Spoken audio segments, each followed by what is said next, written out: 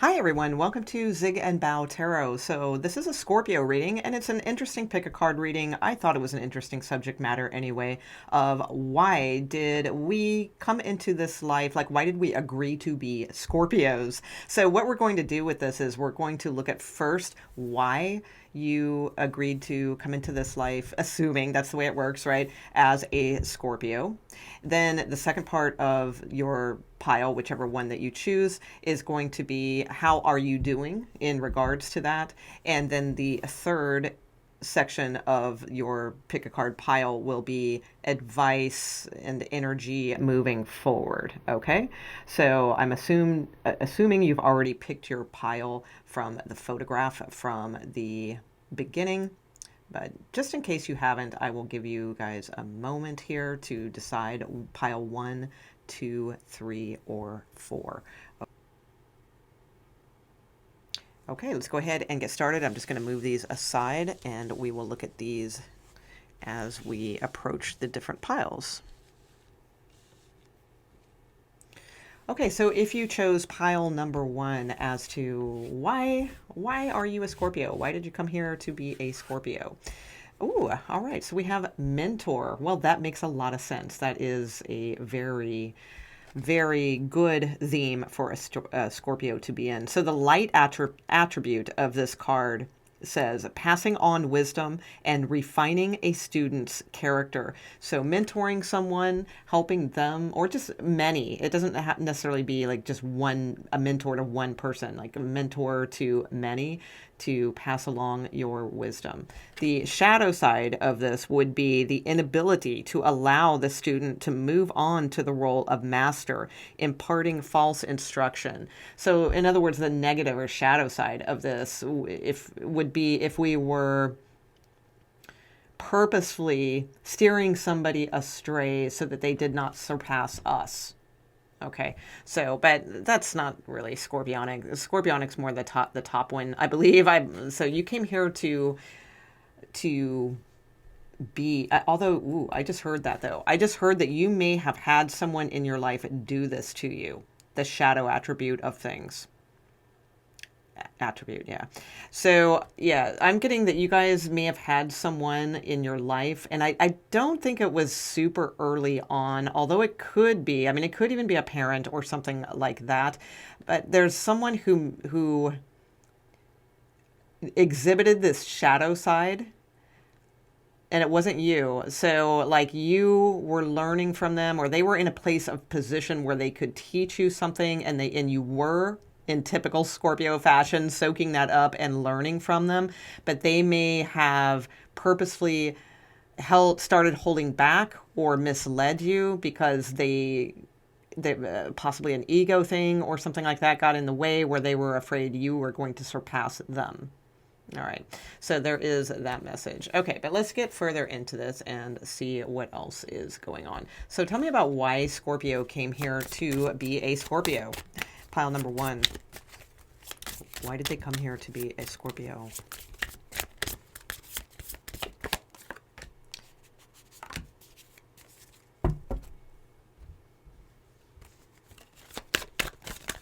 Oh, wow. Okay, that's fun. Okay, let's see what we got here. Oh, okay. So you have career change. You are embarking upon a career that brings you the joy and abundance that you desire and deserve. So you guys were meant to be like a teacher, basically, is what I'm seeing. Not necessarily like a school teacher, but some sort of mentor, some sort of guide for people, like with your wisdom. You're like the beacon at the lighthouse, guiding people to the safe shore. Wow, nice, Scorpio. That's my favorite kind of Scorpio. All right, I dig it. Okay. Ooh, and you have author. Very intriguing. You have a book inside of you that wishes to be expressed. Make the time to write it. And look, this angel is like egging you on, going, okay, Scorpio. I used to always say, I used to write a lot myself, and but I would start something and then I'd quit, and then I'd start something else and then I'd quit. And I used to say, oh my God, if somebody would just like chain me to a desk and, like all masochistic and make me stay at the desk, I'd probably finish something, right? So I kind of feel like that's what's going on here. This angel is sort of that masochistic angel, but they're all in white. They're good. The good intentions, they're definitely wanting you to finish this book or story or something along those lines. Okay, so let's see what else we have here.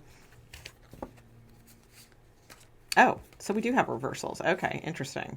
Oh, I wonder which ones were. Yeah, okay. All right, so the siren. I think this one's reversed. Okay, no, I don't know, because when I picked them up, shoot.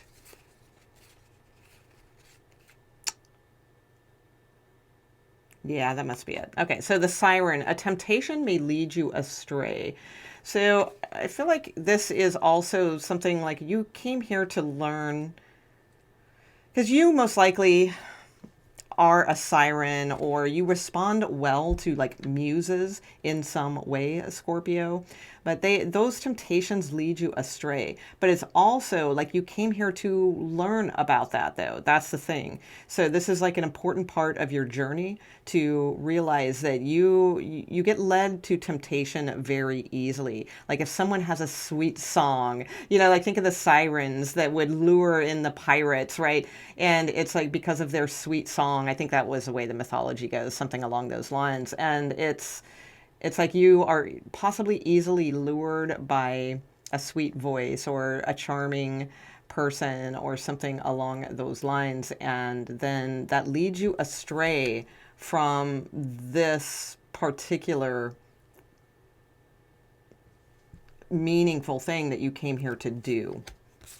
So you also have, I don't know how to pronounce this word. I think it's shamara, which says imagination clouds your judgment. And this was in the reverse. So again, that's kind of the same vibe, like getting to, it has a 7 of Cups vibe to me. So some of you Scorpios that picked this pile, you may be a middle Scorpio. I forget what they call that decan, but the one that's in the middle, because it reminds me of the 7 of Cups card, where your imagination is so strong that you get tempted by all these different things. And it's almost like a jack of all trades, master of none kind of vibe. All right, that doesn't mean it has to be that, because very clearly you have the ability to make a career change and make some things happen here and purposeful things in your life and all of that. But I think that you're highly creative and you get very tempted by things, and then that puts you off track because you're on to something else. It's funny that I shared that story because I can relate to that, because I was sharing that story about myself in my earlier years, where I would just get distracted and not finish a story, that sort of thing. So I think it's very similar to that. Your secrets are safe. Okay, and see, that is in reverse. And then also a new relationship blossoms. I would say that to just kind of keep things on the down low for yourself right now. I'm not sure if these are in the reverse. I'm going to be honest, because when I picked them up, I thought the cards were just backwards, but then one of the cards was in reverse.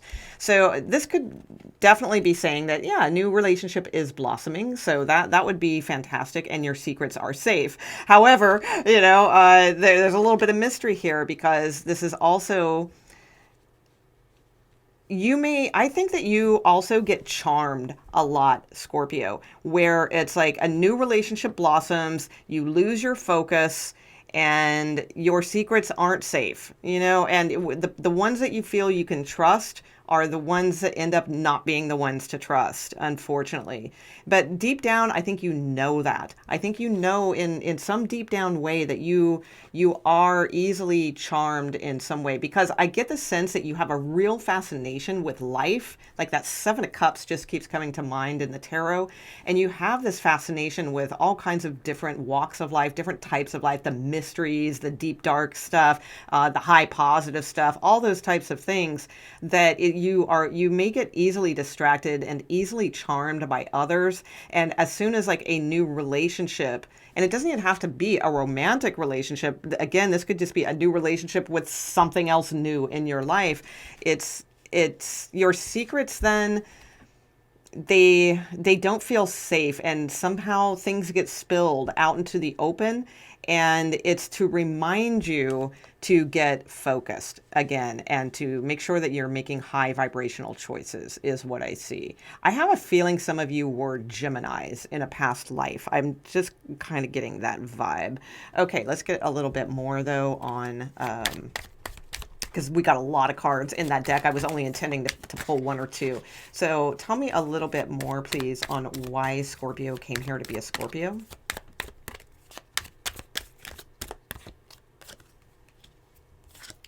The Knight of Cups. Very nice. Intriguing. Okay. So we have the Knight of Cups, and it's a Pegasus with wings. So to be a romantic, I feel like you came here to experience a lot of seducing things in this world, really. You know, I mean, the siren, this other, you know, these relationships blossoming and your imagination that may cloud your judgment at times, but those types of things, I feel like you did come here to experience the seduction, to be a seductor, right? Because, I mean, that's what Scorpios are kind of known for. You know, they know how to get what they want and work their wiles and all that sort of thing. I think that's something that you know came here to experience. You also have the Empress, beautiful. But see, this is in a higher way. The Empress is all about the highest vibrational energy that you can be, like in an earthly body. So I do think that you came here to experience abundance, to teach others about abundance and be mentors for others in a high vibrational way. Remember, abundance doesn't just mean money, you know, it can mean a lot of different things. So it's like you came here to absolutely experience this seductive feminine. I get most of you are feminines. If you're a masculine that pulled this deck or this pile, I don't know. You may want to think if you were in between this one and another one, maybe another one, because this is highly feminine energy. Or maybe, you know, if you are a masculine, you came here to experience this, because this is like being in the most feminine. And what's interesting is I don't think that all of you guys have like reached this yet. So some of you may not be fully in touch with the feminine side of yourself. But man, I mean, it's like when you do integrate that, maybe you have already, but it's really powerful, very seductive, very powerful. Okay. Yeah. Oh my God. You have the Queen of Cups as well. So, I mean, that is you, Scorpio. You came here to be a Scorpio. That's for damn sure. And I don't think you'd have it any other way, really. And if you feel like you would, then there's something that's being denied here. And we're going to get into that when we look at the other areas of the read. You have the Ace of Pentacles here, too. I'm getting a very strong Durga vibe, the goddess Durga, because she rides like a lion, but it's like all this feminine, very goddess-esque type energy. I'm getting a strong Durga vibe. So if you're familiar with Durga, awesome. If you're not, you may want to look up the Hindu goddess Durga and read about her and what that deity, what aspects that deity stands for. So yeah, you have the Ace of Pentacles here too. You came here to grow something from scratch. Okay, so taking the Ace of Pentacles, it's like taking something and building it and building it and building it over time to become the Ten of Pentacles, which is the ultimate security. So you came here to experience the good things of life. If you're not in that, you know, you don't really feel like you are doing that as far as the material side of life, it is possible, but there may need to be a career change here. And then you can reach that pinnacle, I feel.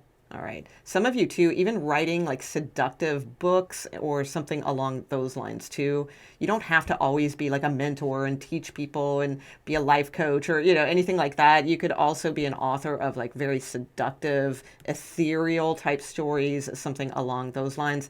But there is something here that you did come to do that is a grounded way to provide security for yourself, all right, and thus others as well, if that's, you know, what you choose to do.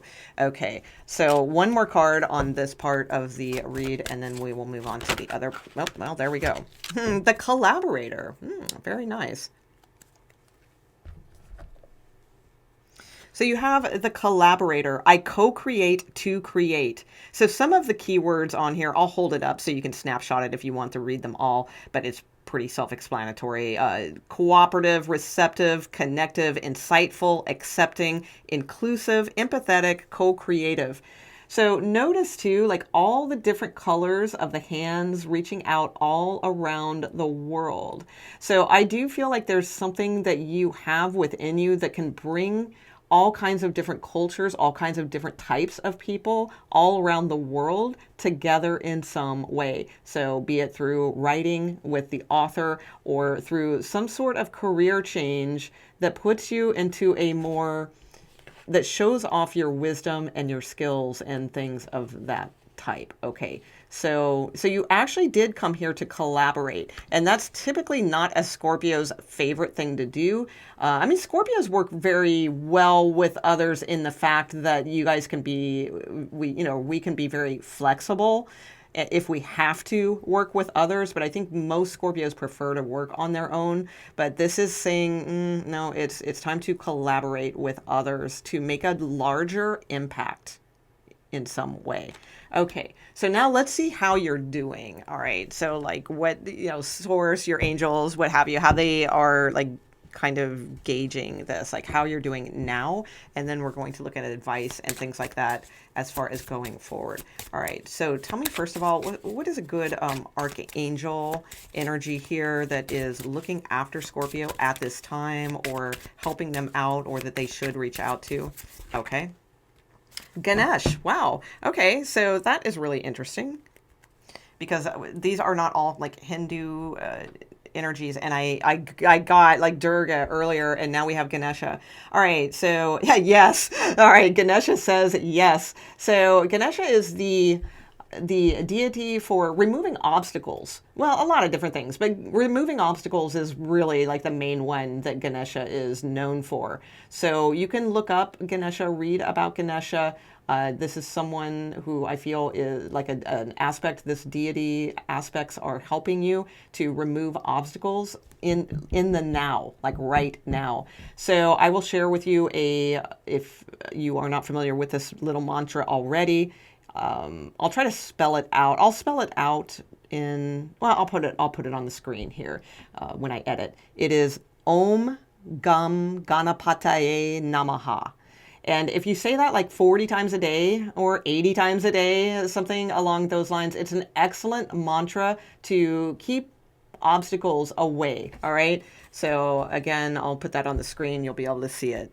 All right, and I'm going to write it out the way that it sounds rather than the way that it's spelled. Okay. All right, so tell me about now. How does Spirit... So I would also say, too, that you are approved, because it says yes, and we're looking at, like, how you are doing right now. So I feel like this is Spirit's way of saying, yes, you are doing good right now, so we're going to remove the obstacles for you. Okay, so let's see. Tell me about... How are Scorpios in pile number 1? How are they doing now? They came down here to be a Scorpio, so how are they doing? How are they doing?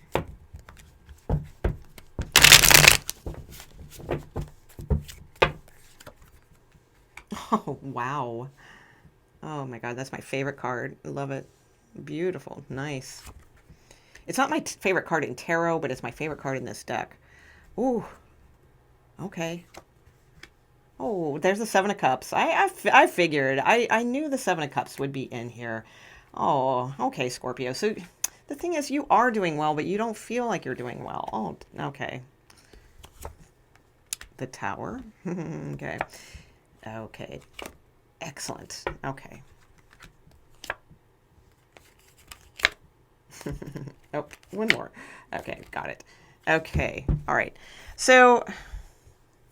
Gosh, all right. It's like some of you may really be suffering with a connection, all right, a romantic connection with the Two of Cups here, and then the Nadir, the Five of Pentacles type energy.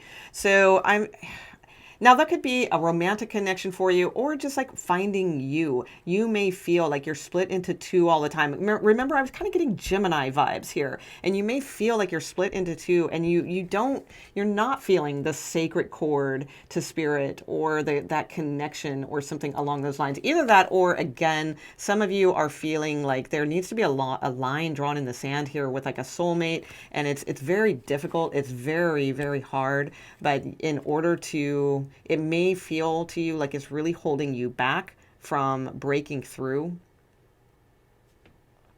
The thing is, though, you have amazing insight. Wow.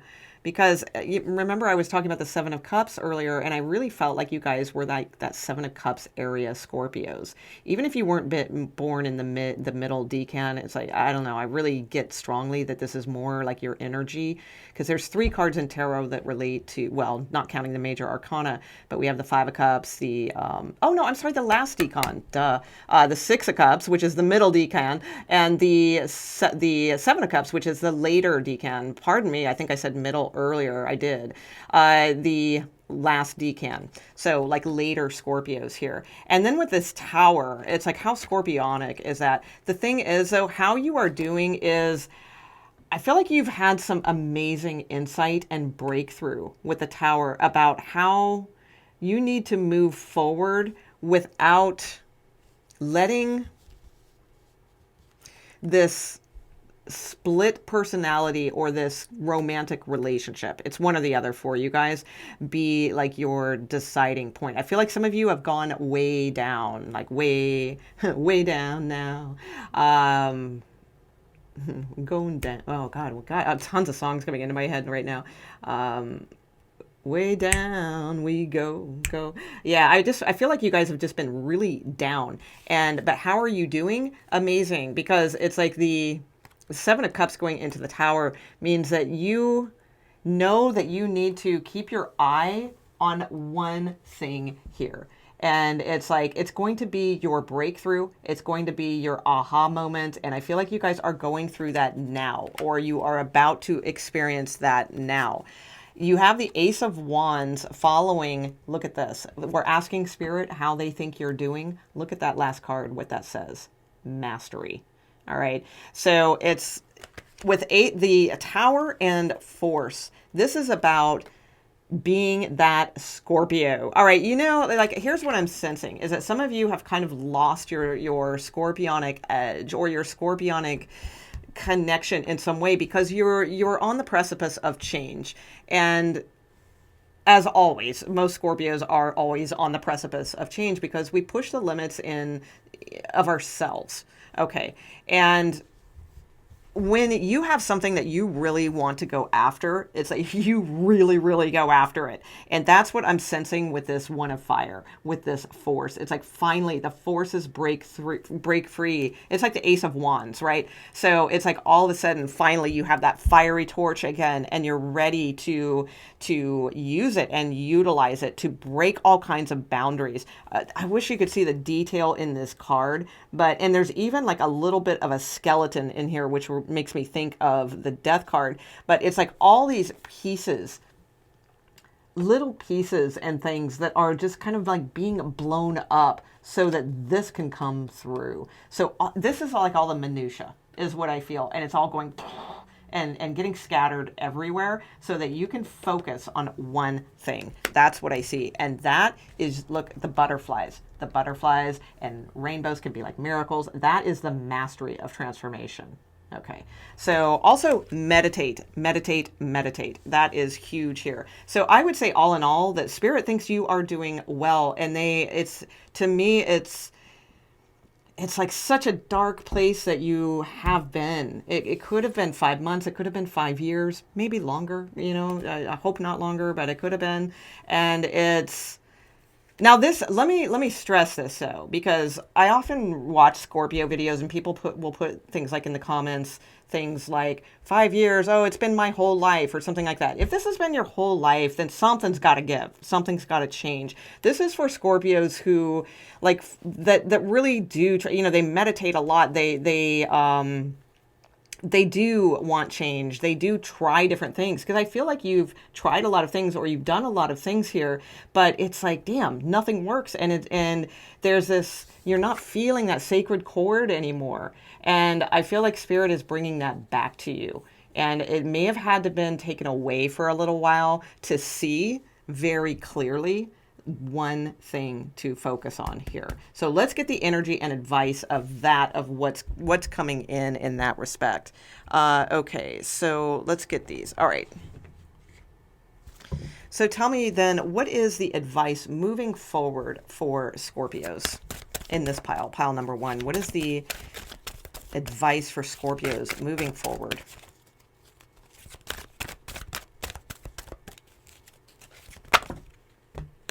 Oh, that's a lot. Okay, we'll go with it though. So you have trust at the bottom of the deck.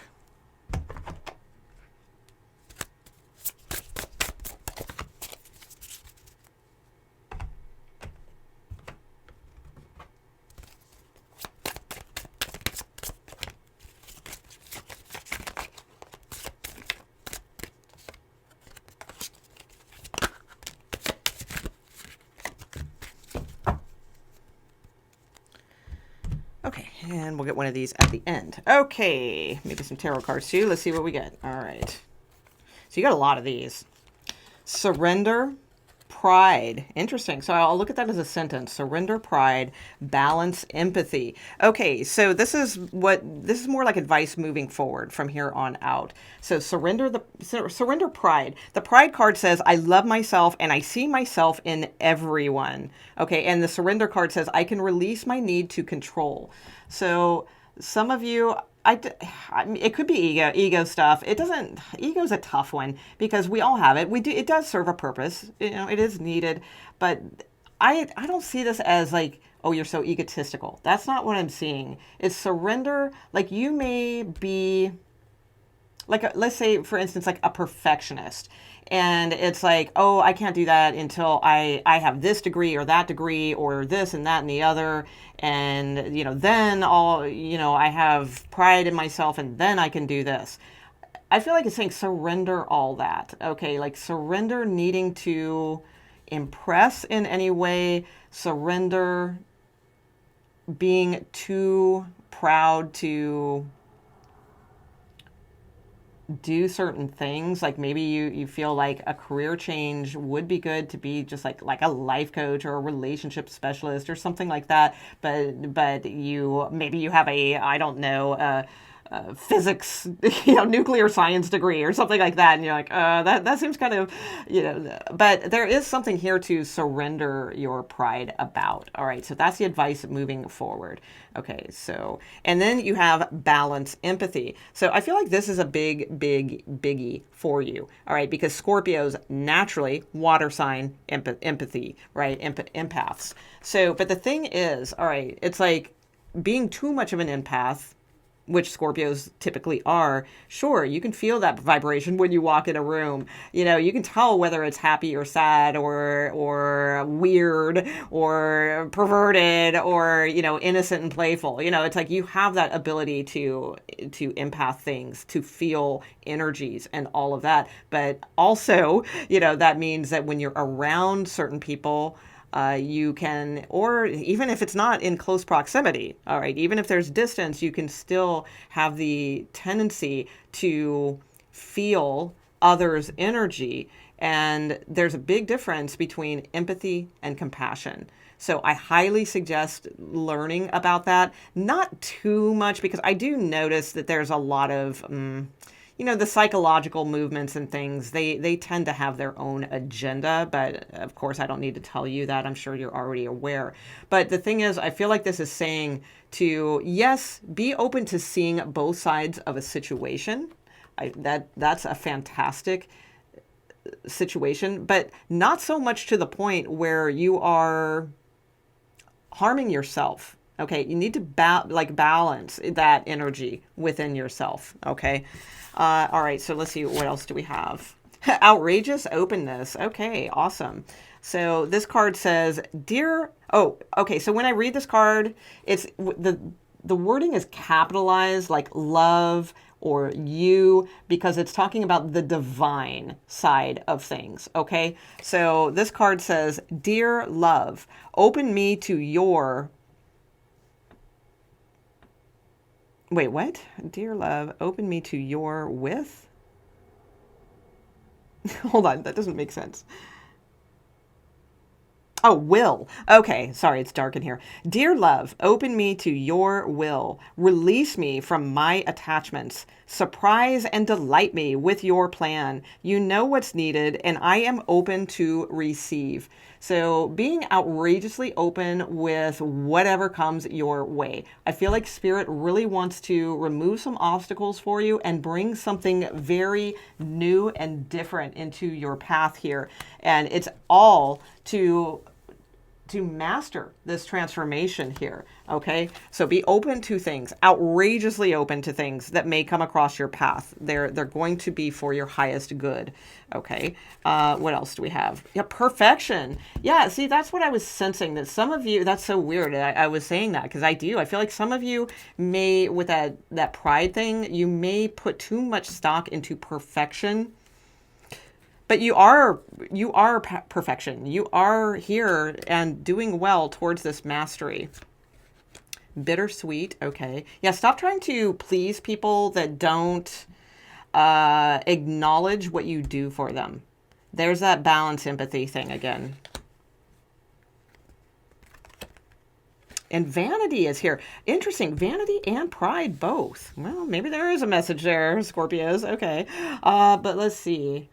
Yeah, there's something of a perfectionist within you, I feel, and that it's like you are a perfectionist, and understanding that you are a perfectionist. That doesn't mean we can't improve or we can't do something better or we can't get a degree in this or that or the other. Fine, that's cool, but like do not let that, like, nothing will ever be perfect enough to please you. Don't get into that mode where, oh, well, I'm not even, I put all this work into this, but I'm not even going to do that because it's not perfect. Okay. Don't get into that energy. Also, I feel, and this may be like a parent or someone like that I'm getting where, or maybe a partner, it depends, but, or various people in your life. Do not like keep making them sweet cakes and things like that when they're very indifferent and they don't really care.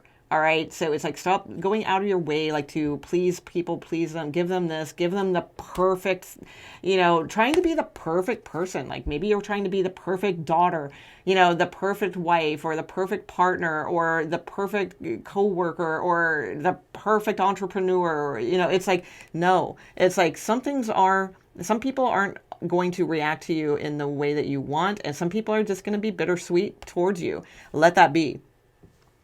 Vanity is here, intriguing, and pride.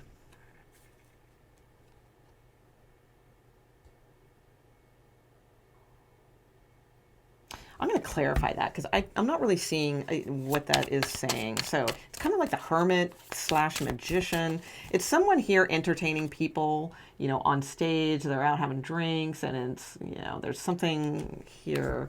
I would say that is, if you are a male energy, just, I don't know, you don't have to be on the spotlight all the time. All right, that may be it. And I don't think it's you being vain, or what have you. But there may be something in your life where you may feel like you have to entertain others all the time, or you're the one that has to be. And Scorpios typically aren't like that. Scorpios typically don't want to be in the spotlight. They're perfectly fine being the guitar player rather than the lead singer. You know what I'm saying? So I don't know. There's something here about that. This could be influence from someone in your life, like a father figure. Yeah, and there's the Knight of Cups. Okay, and the Wheel of Fortune. Interesting. So moving away from that energy is going to be good for you. Yeah, I feel like this is someone else that is in your...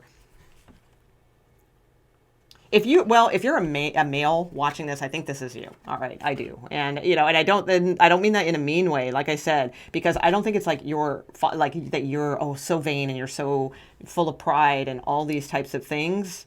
I'm saying it nicely, but on the other hand, you're a Scorpio, you can take it. I also, though, I do think there is something to that, but it comes from someone else that like taught you that, or you may have Leo like really prevalent in your chart, where yes, it's a strange dichotomy because you want to be on stage, you want to be seen, you want to entertain everyone, but there's something here about like that day may have come, and now it's time to get into the softer energy here of the Knight of Cups, because you had the Knight of Cups earlier in this reading, and the Knight of Cups is a very sincere and very sincere energy. All right. And this card to me is more like, hey, look at me, it's my job to entertain everybody. And that may have worked at a certain time, I think, for you, but it's showing like that it's coming off more, even if you don't mean it to be, it's coming off more as a vanity thing than a sincere thing. Now, there's one other thing I'll say too, and this is for everyone, whether you're a male or a female, because you do have this mentor card, okay? And this is, to me, a little bit like the Hermit. That's what I'm seeing in this pictorial. It just reminds me of a cross between like the Hermit and the Magician card. But I'm getting Hermit vibes from this big time. And what this may be a message too, as far as moving forward, you may feel like in order to be a mentor, or in order to get your wisdom across, that you have to like play this role of like the influencer or something like that, and like be up on stage, do something entertaining to get the word out. I don't think that's what's needed. In fact, if anything, it's writing. Writing will probably do that easier. So there's that message too. Also, you have the Wheel of Fortune here with the Four of Wands. So as far as moving forward, you are moving forward, Scorpio. So this is a little more predictive energy, I feel, for you. The Wheel of Fortune is a very good fortuitous card. Of the wheel is turning, moving in your favor. The Four of Wands is about a connection, a partnership, a home. If it's not about a partnership for you, if that's not something that you necessarily are into, then it is a home. Moving somewhere, having a nice home. Things are changing. Things are turning for you. So I do see a lot of stability in your future. And I see a lot of like fiery activity in your future too, in a good way. All right. So that's what I have for you, Pile 1. I hope you enjoyed this video. On this channel, I do Scorpios only, primarily. I throw in a few other things here and there, but it's almost always Scorpio. So please subscribe and thumbs up if you did enjoy this video. Let me know in the comments. So if you chose pile number 2, let's see why you came here to be a Scorpio, or agreed to be a Scorpio, assuming that's the way it works. Okay, so we have Poet. Oh my gosh, how beautiful is that? So to be like a poet of life, the light attribute on this says expressing soul insights in symbolic language. Wow, that's perfect for Scorpios. Using symbols and things like that in order to get points across and whatnot. The shadow attribute of this card is turns a lyrical gift to negative or destructive effect. Okay, so that's a very Scorpiotic card, right? It's either super dark or it's like super high vibe. I love it. So Poet. Okay, so that is interesting. So I feel like you chose to be, or agreed to be, a Scorpio, depending on how we're looking at this, to experience a deeper, more poetic side of life, quite frankly. Okay, all right, so let's see. Let's get a little bit more on why you agreed. What we're going to do is do this in 3 sections. So we're going to look at like why you agreed to be a Scorpio in this life, and then also how you are doing now, like according to your angels or your higher self. And then from that, we are going to look at an energy advice, how to keep moving forward in a positive way. Interesting. So you got the Oracle cards. That may help you when you're stuck. Okay, very, very interesting.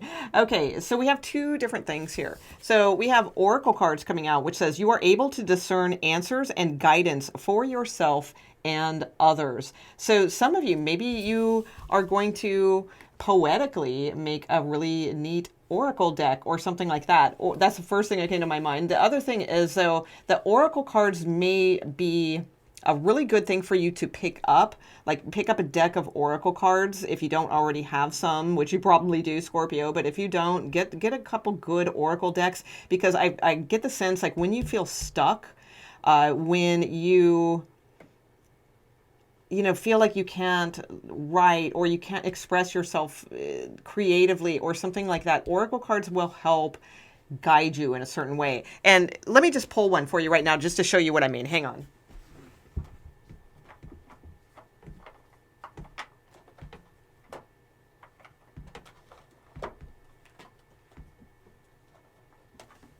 Like this kind of like light deck here, and if I can think of the name of it, I will write it down below the screen here. Something like this. Like if you, let's say you're having a stuck day, okay, and then you decide to pull one oracle card. Look at this, and it says, break the chain, ancestral patterns, healing, and rewriting the future. So you can see how like pulling a card like that on a daily basis, or I'm not getting too dependent on it, but at times when you're stuck, let's just say that, could be very valuable for you. You know, because this makes you sort of stop and question, wow, well, maybe this is just an ancestral thing, and I'm going to be the one to break that chain. So that's what I'm getting from that. Like those would be very useful for you to have oracle cards. You also have builder. This says your innate ability to build and create brings you a deep sense of accomplishment. So, and this is a very powerful looking angel here. Some of you, I'm getting also too, like bodybuilding, perhaps, or something along those lines. The health field might be of some sort of interest to you. But anything that you can build entrepreneurially or for yourself is going to be why you came here. Oops, wrong cards. Let's move to this deck. Okay. So wow, you appear to be very interesting. Oh, air coming out. So some of you, maybe you're an air sign and you're watching this because you're like a Scorpio Mars or Rising or Moon or something like that. Okay, air energy. But air energy is also about communication, okay? So seek a union of mind and spirit. And that's interesting coming next to this builder, because it almost reminds me of like a bodybuilder in some way. So, which is very physical. That's not what the card is saying. It's not talking about a bodybuilder. It's just talking about building things in this life, and that you have the ability to do that, that you have a good, deep sense of accomplishment from building and creating things. But air energy would be about mind. Yeah, mind and spirit, making sure that connection is there also. So that is very important as well. Okay, anything else on this?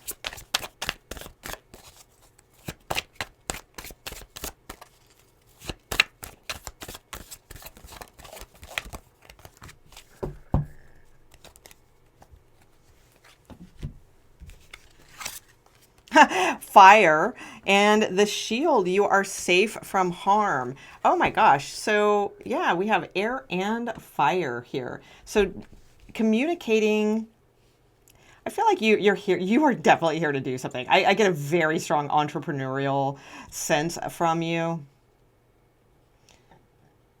Communicating very abstractly, like I'm getting like super cool, like, well, I don't know, it depends on how old you are, but like I remember like when like street rap came out, or like street poets and things like that, and it was just so awesome because it was so real and it was so deep, and it was very abstract. Like a lot of things were told through like metaphor or symbolism and things like that. I'm getting that vibe, like something really unique and powerful that you can build here, and that you have a real talent to experience that, to build something along those lines. Now, the fire card does say reckless actions lead to conflict. So that is one thing to watch out for, though, because, you know, you did come here to be a Scorpio and experience certain things, and that may be one of the things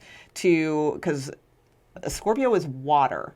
So you may have been a fire sign in a past life, and what drowns fire? Right? Water.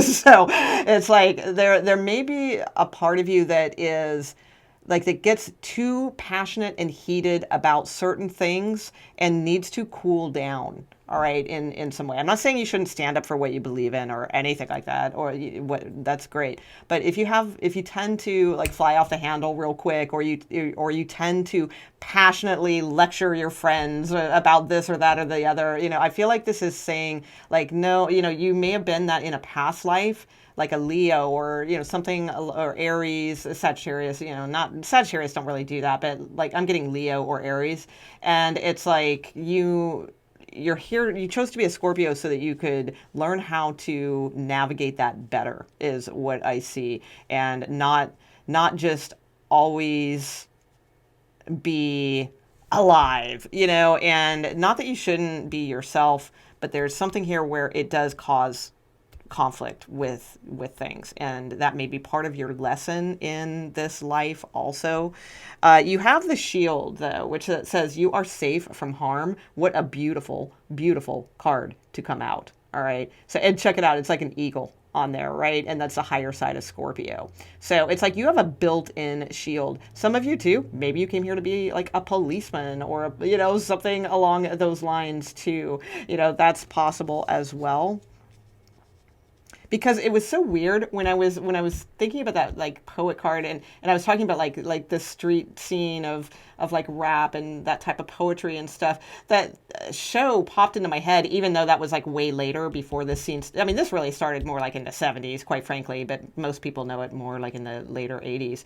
But there was a show, and it was very short lived. It was something about cops who rapped or something like that. I forget what it was called. It was I don't know, not a very good idea, and a very short-lived TV series, but it's funny that came into my mind. So I don't know, maybe something about police work also for some of you, but you are safe from harm is here. Okay, so let's get a little bit more. Ooh, that flew out. Okay. Yeah, you're definitely here to see things from different perspectives, to stand up for yourself. You're here to crown yourself with something, but it's a crowning achievement when you see something from a different perspective. That's what I see for you. That's why you came here to be a Scorpio. Independence. This is beautiful. All right. So this is an important lifetime I get for you. This is like a catalyst lifetime for you. So you are agreeing to be like a Scorpio in this life because there was something where you're needing to see different perspectives, and what better sign can do that than a Scorpio in their highest. Okay, not all Scorpios are that way, but if you are in your highest energy, then you are able to dig deep down to the depths of something and really see what the root of what someone is truly saying. So in other words, if you're having a conversation with someone, you can tell like what is just the bullshit, like the minutia of a situation that they're spouting on about, right? But underneath, like you sense what it's really about. And that gives you a different perspective. And I feel like this is saying also in society to get a different perspective. So you may be like a very unique person, or you may even be like culturally challenged in some areas of your life, or find that in certain areas of your life in some way, because I'm getting like that this is here to show you like a different perspective on how the other half lives, or something along those lines. And it's like you are also, because of gleaning these different perspectives. Notice too the skull right in the center of that. The skull is not usually on the Hanged Man card, and that's like very Scorpio, right? Like the Death card. So it's absolutely profound to do this. All right, that's definitely why you came here, to get like a different perspective on things. And the you may have had a temper in a past life or something along those lines that really got you into a little bit of a I'm going to say this delicately, but could have put you in a little bit of an unfavorable position. All right, with like the guides and stuff. But you're good now, and we're going to see that now. We're going to get more on that. That's what I think. I think that because you're never that was like the wrong thing to say, and I said like there's no delicate way to say what I'm trying to say. All right, I'm trying to be very PC here, but it's almost like I don't know, maybe in a past life you were German and not on a very good side and did not so great things or something like that, right? Like that kind of vibe. So now you're in this life like experiencing the other side of that. All right? And that's kind of what I'm getting here. And I'm trying to put it in a delicate way, in a polite way, but that's the best I can do. All right. But you're doing it's insanely noble that you have chosen to do this. That's what I'm saying. It's not anyone would. Who would want to, if somebody made some mistakes in a past life or something like that, especially if they were fairly significant or violent or conflict and all these things, who would want to come into this life then as a heavy ass Scorpio and be on the other side of that? That takes insane tenacity, and it's a very noble thing. All right. But you have the Seven of Wands here, and that's the thing. The Seven of Wands is about like defending oneself, standing up for oneself also. It can also, though, be defending groups of people or defending something from a different perspective. Okay, as long as we're not getting too reckless or too much fiery behind it. All right. This is like rational, being rational. That's why you're a Scorpio this life, not a fire sign. Okay. Or some of you may be fire signs with Scorpio Rising or something like that, but this is why you have that Scorpio element to kind of tone that down at times when it could be reckless and turn to conflict. You also have the Nine of Pentacles here. So you came here to be independently successful. Okay, Nine of Pentacles is absolutely about independence.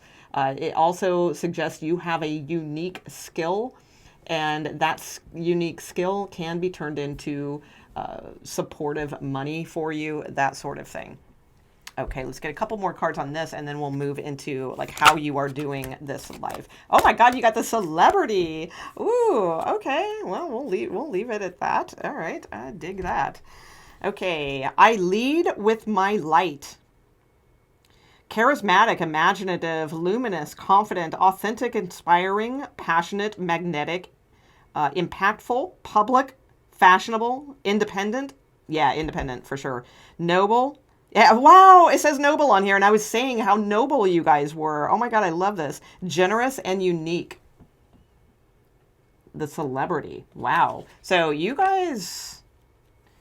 yeah, you might really be a very unique creative here or like a spokesperson for something that is very important. Okay, let's get one of these and then I like it. So you got mother, wife, sister, daughter. Interesting. Okay, so a lot of feminine energy coming out here. So being all aspects of those things.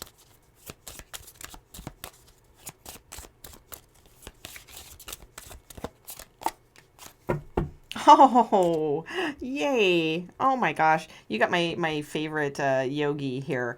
Okay, so you have this card. It says Lady Nada, mother, wife, sister, daughter. So those might be roles that you play in this lifetime. All right, you might be all of those things. Okay. You also have the beautiful card of Choose Peace. Now, this is Paramahansa Yogananda. If you guys are familiar with him, awesome.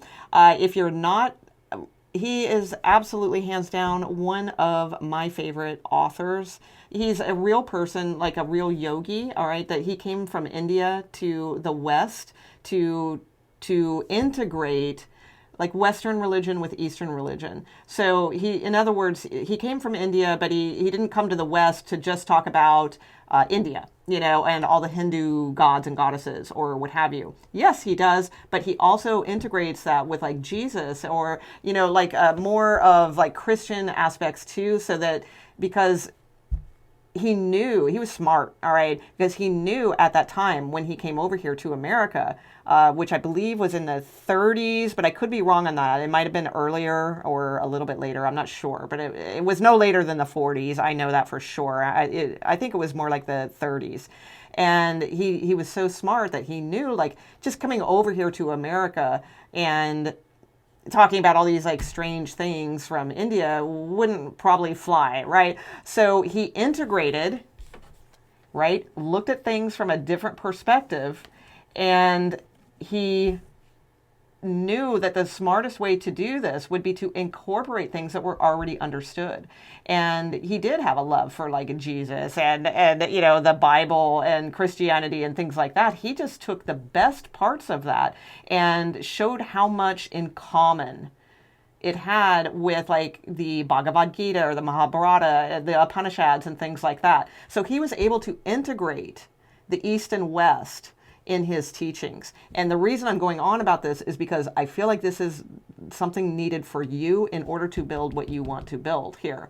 Is that's the looking at things from different perspectives. I mean, right? It would have been very easy for him to just come over as a yogi from India and talk about all India stuff. But no, you know, he looked at things from a different perspective and realized I'm going to reach more people if I, you know, start talking about Jesus and, you know, stuff like that, right? And it wasn't fake. I mean, you know, because he in fact, he wrote a 2-volume set on the second coming of Christ, right? So it wasn't like fake or anything like that. It was just something he knew. And what's really intriguing is at the bottom of the deck, you have meditate. And this is, he's a huge proponent of teaching meditation, and I highly recommend reading his book, Autobiography of a Yogi. It changed my life. It really did. It's a little bit hard to read in the beginning because it may be a little bit hard for a Scorpio to read because we are so independent. So, but stick with it and you will get an amazing magical story. All right. There's also said to be a blessing that comes from reading Autobiography of a Yogi. And I will say, I believe that to be true because I received the most amazing partner when right in the middle of reading this book when I was younger. So there you go. Okay, so let's see how you are doing now. All right, so what is spirit, your spirit guides, your highest guide, your angels, how do they see and perceive you as doing now? So you came here to look at things from different perspectives, cultivate like the commonality, and not be too reckless about conflict or opinionated things. It's like to see the other side of things. Also, to do that in an abstract and very poetic way, and possibly in a celebrity way. Absolutely. Now, celebrity could mean on a large scale, but it doesn't have to be. It could just mean like a celebrity in that environment or that niche or something along those lines too. So, you know, whatever you're comfortable with. A real sense of independence is why you agreed to come here, though, for sure. Okay, so 10 of Wands. Oh, you're burned out. All right, but you're almost through the woods with something. Oh, boom. Okay. Oh, wow. So you have to work hard for this, though. This sucks, Scorpio. I mean, I get it, but it doesn't. It doesn't suck because it's going to be good. But you definitely have. It will require some work for sure. But wow. You are uniting people in some way. I'm really getting that sense. Okay. 9 of Wands. Oh my gosh. Okay. 8 of, okay. So the way I feel like you are going now, all right.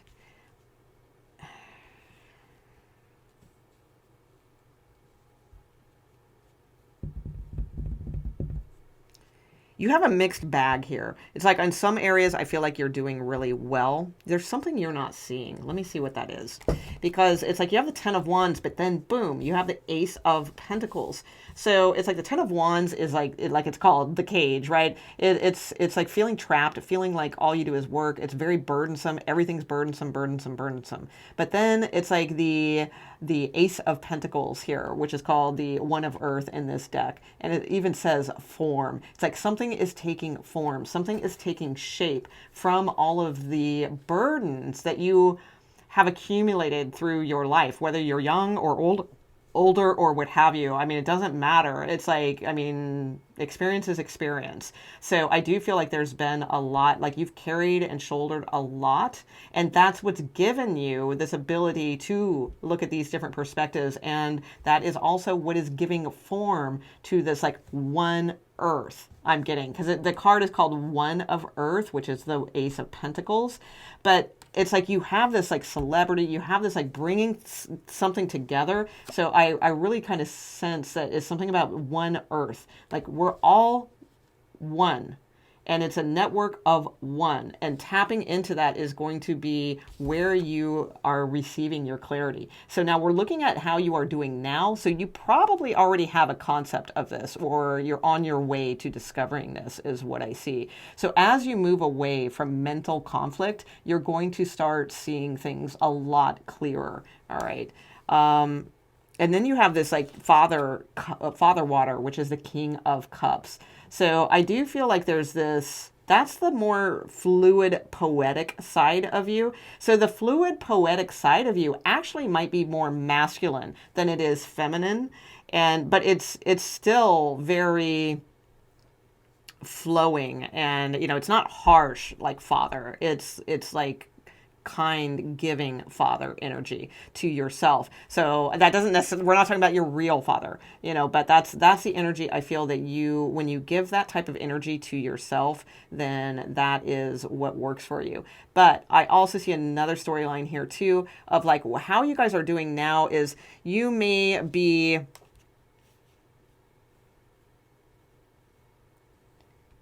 I feel like you set out to do something very big here and unite things in a very big way for like people around the world.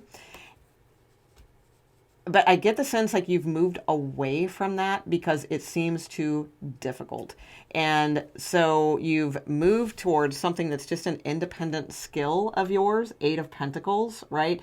But look, now you're in the Nine of Wands again. So it's almost like a backstep in a way. So in other words, it's like, I feel like you guys aren't realizing your full potential. That's what I'm like. There's something about making things too hard on yourself. So let's look at that. All right. Yeah, that's what I see. It's like I feel like you guys are making things harder on yourself than it needs to be. And that your job is to do something that unites people. But you may not see how specifically like to do that. So instead you just say, well, I feel like I'm supposed to be a celebrity. I feel like I'm supposed to do this like big purpose or job in life or build something, but I don't know what, or I work hard at it and then it doesn't happen or something like that. And so then you like backtrack and settle for something that you're good at, but it's not necessarily your true calling. Okay, that's what I'm getting the most. That's kind of where you're at now. So give me a little bit more on Scorpio here. What are they like? They seem to be overworking themselves, but in the wrong direction. What is the right direction for Scorpio? Okay. Eight of Wands. Fiery action, messages, things like that. Reaching out to those. Yeah, you may have an ability to lift people up. I also feel like you can build wealth for people.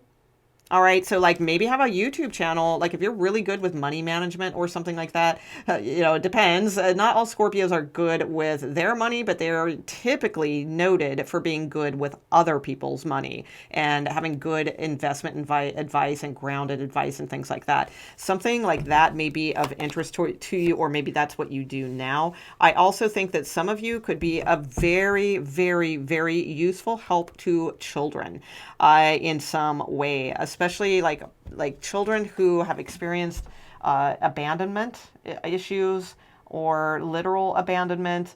Like you could be like a big sister, or I don't know if they still have those clubs anymore, or big brother, those clubs, or things like that. I feel like you are very good at that. Yeah, definitely. Ten of Pentacles. There's something about that will be your solid security.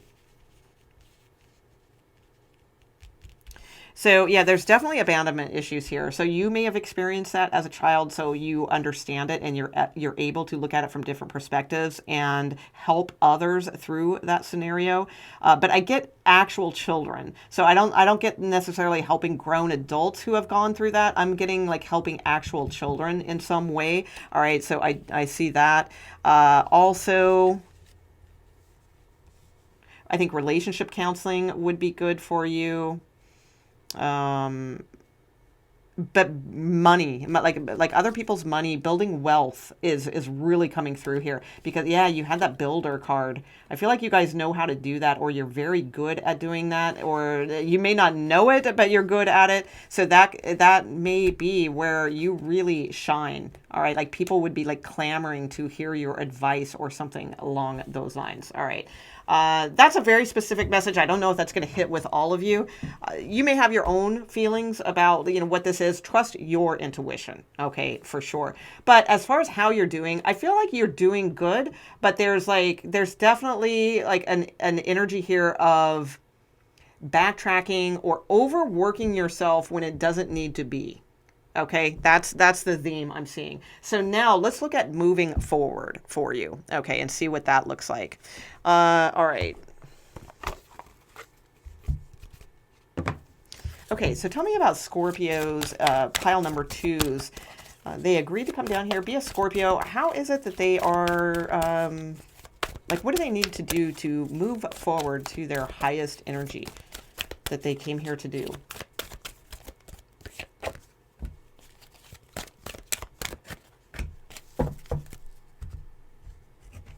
Yeah, you guys have a purpose. Wow.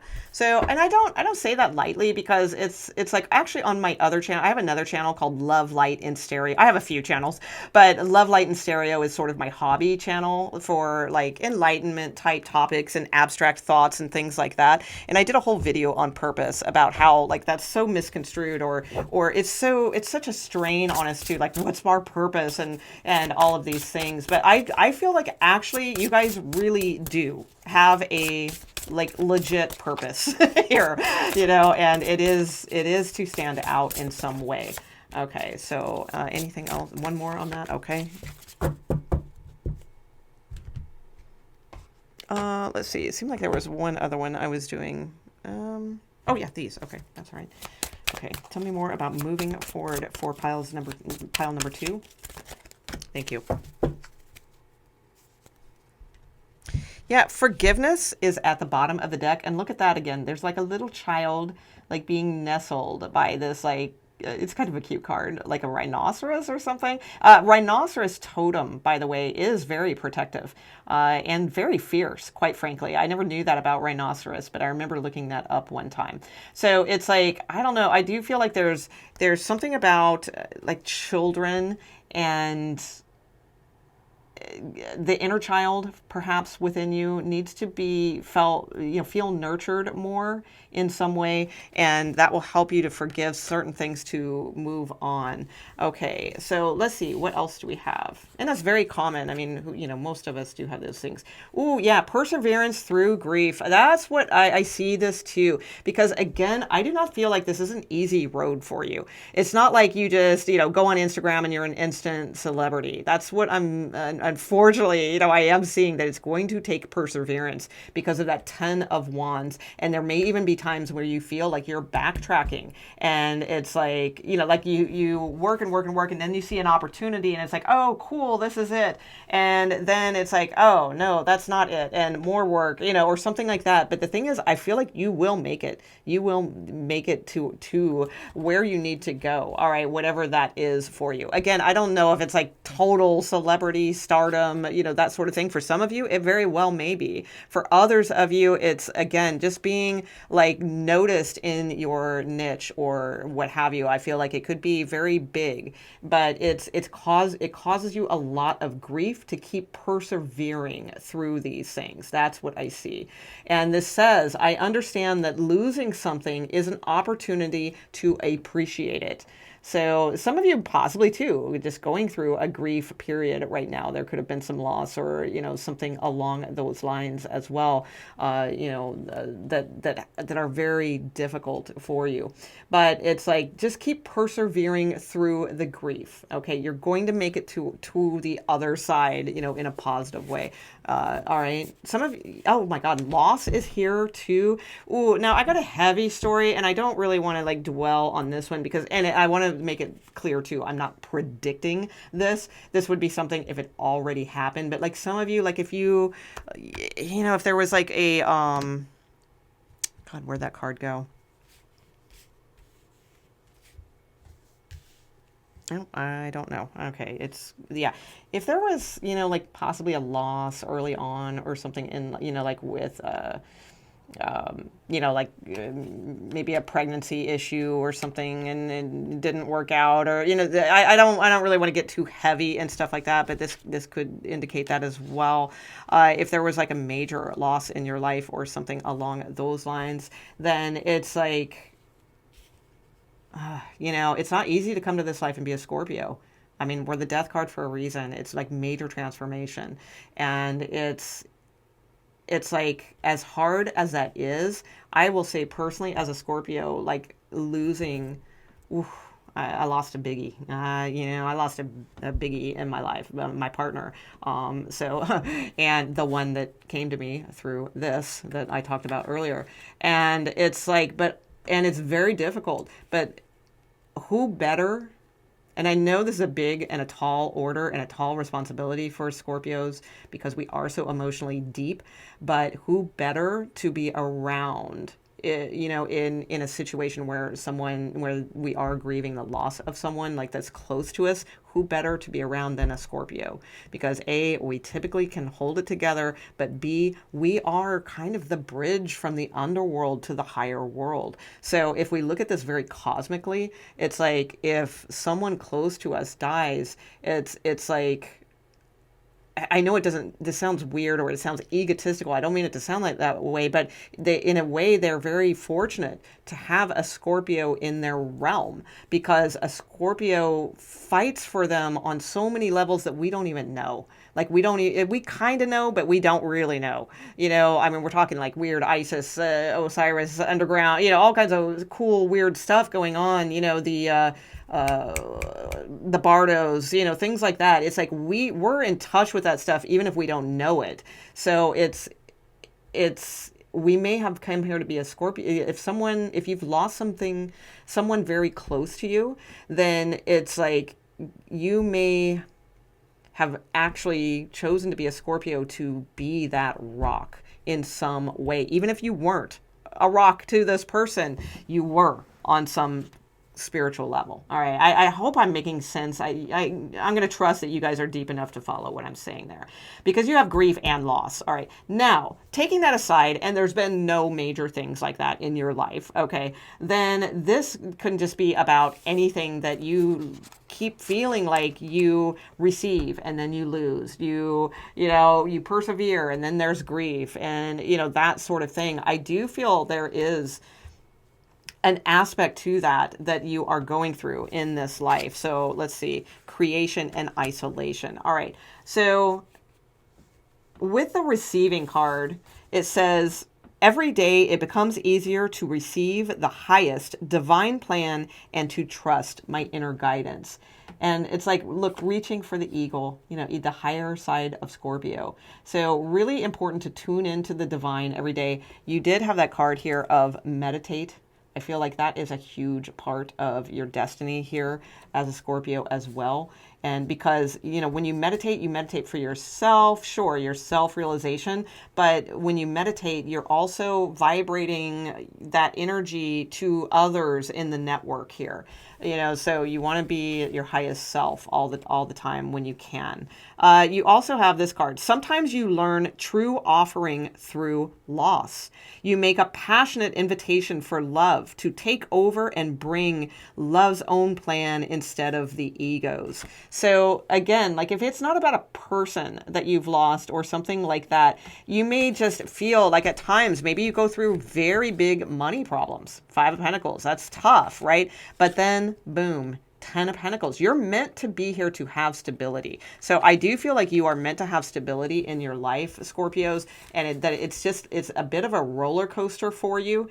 And this loss card is showing, if something feels taken away or like you're not receiving or something along those lines, you can snapshot that. That way you can read it yourself here, right? Then it's meant to be that way so that you can learn what is true and what to really desire in life. Okay. You also have creation and isolation. So I get the sense like for you guys, that is the way to go. It's like you may want to go out and party all the time, party all the time. Oh my God, I'm getting some weird things in this reading. What was that, like Eddie Murphy? Oh my God. I keep getting 80s references for you guys. I don't know. Maybe that means something.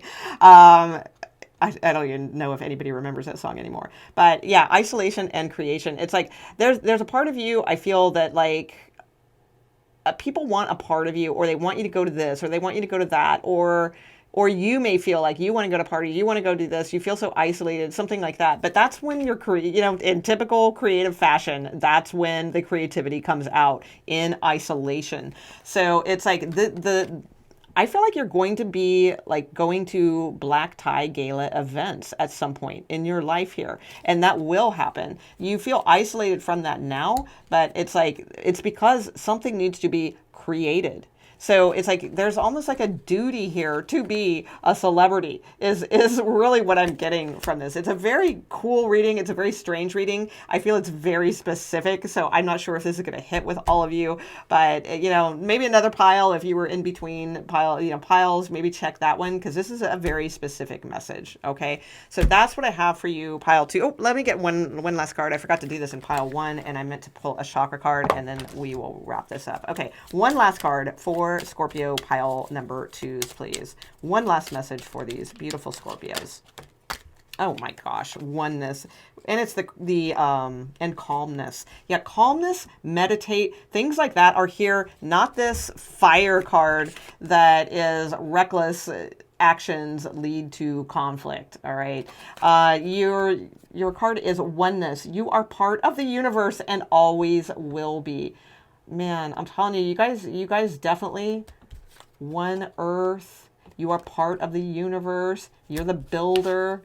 I'm just saying, definitely, you are protected also. Okay. Very nice reading for pile number 2. Kind of not what I was expecting. I dig it. It's kind of a neat, unique reading.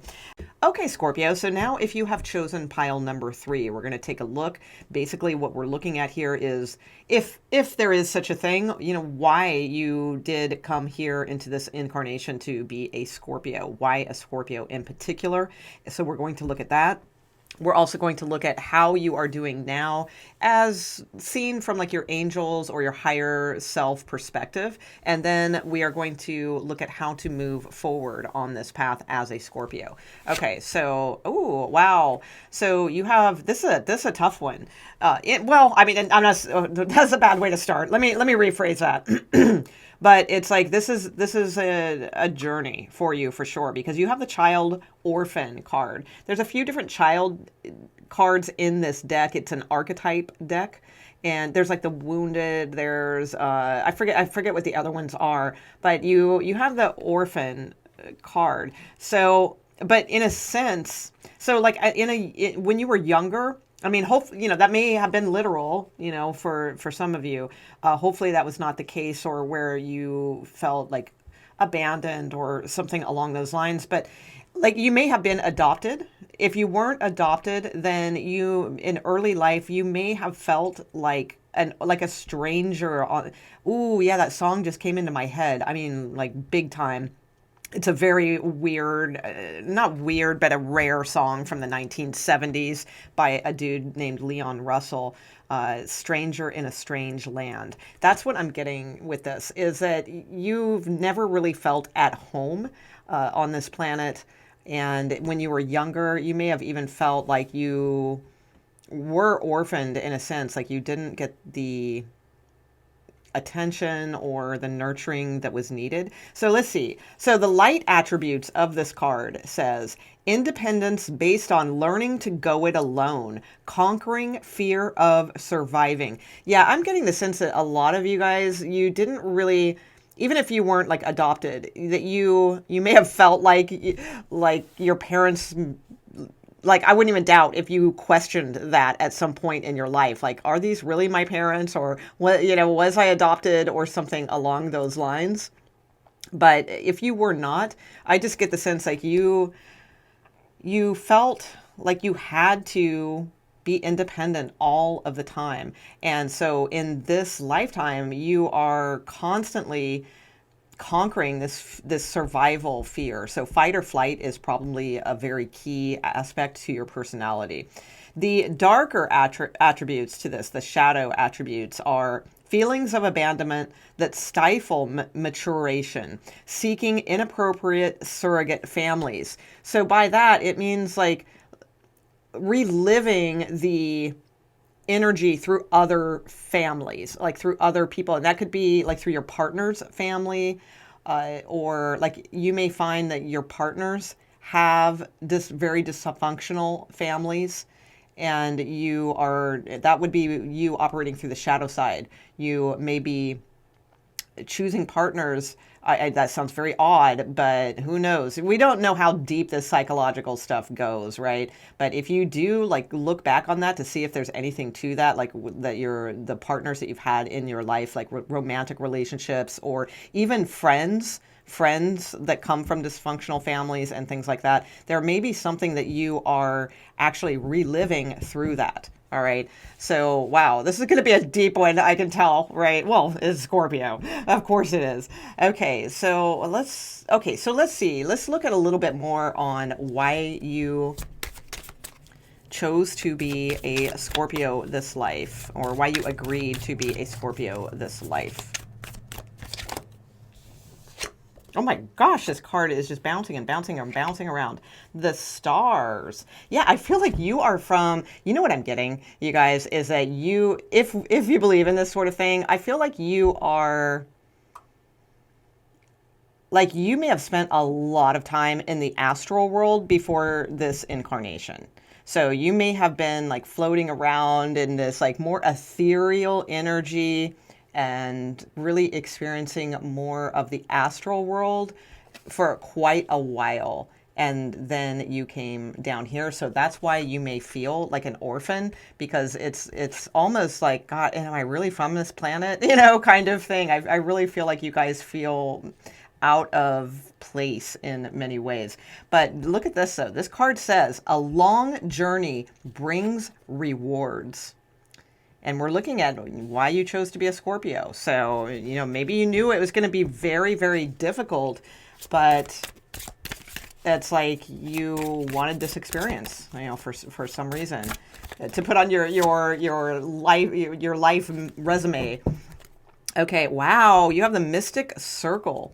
Your abilities will be enhanced. Yeah, I really feel like you guys have a strong, strong connection to spirit, to guides, to the mysterious, all of those things. So very nice. Your abilities will be enhanced. Now this could be in any area. Let's see if we can get a little bit more on those types of things.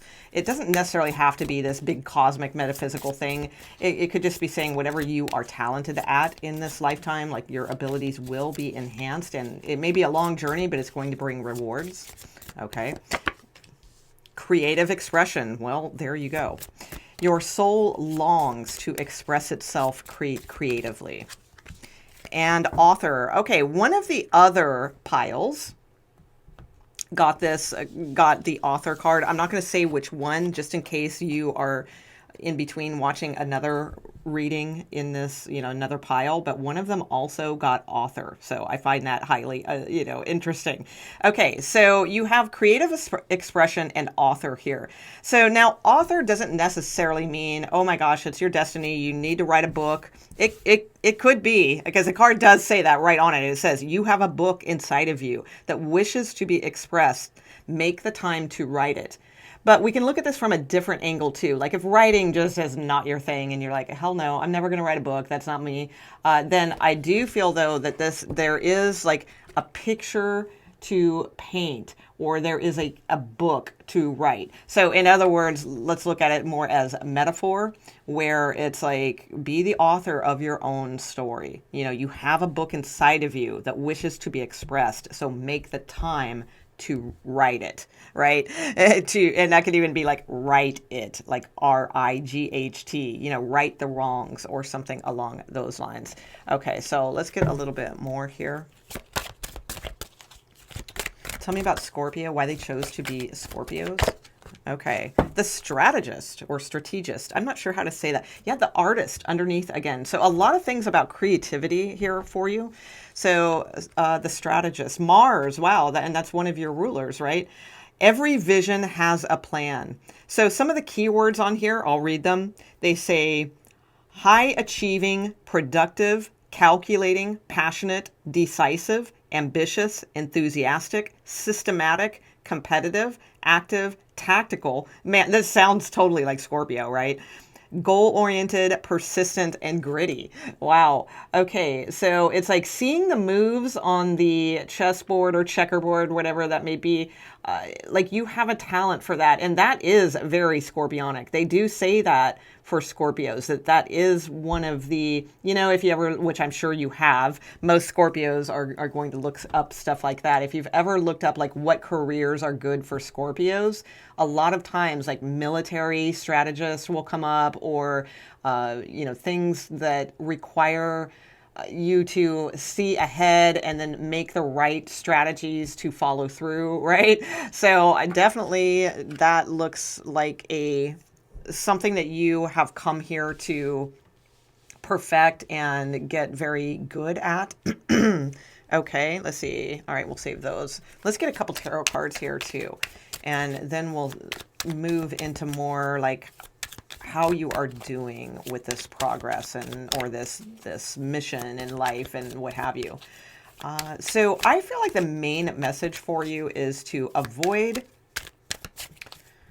friends and family that are, no, not friends and family. Okay, not avoid them, but really take note of why you are friends with certain people, or why you choose the partners that you choose. Because again, if they have, and most people have dysfunctional families, so that's going to be difficult because, I mean, let's face it, most people do in some relativity, but there's really something to look at there about like, well, what exactly is like, do all your friends and or romantic partners, their families, do they all have a common theme?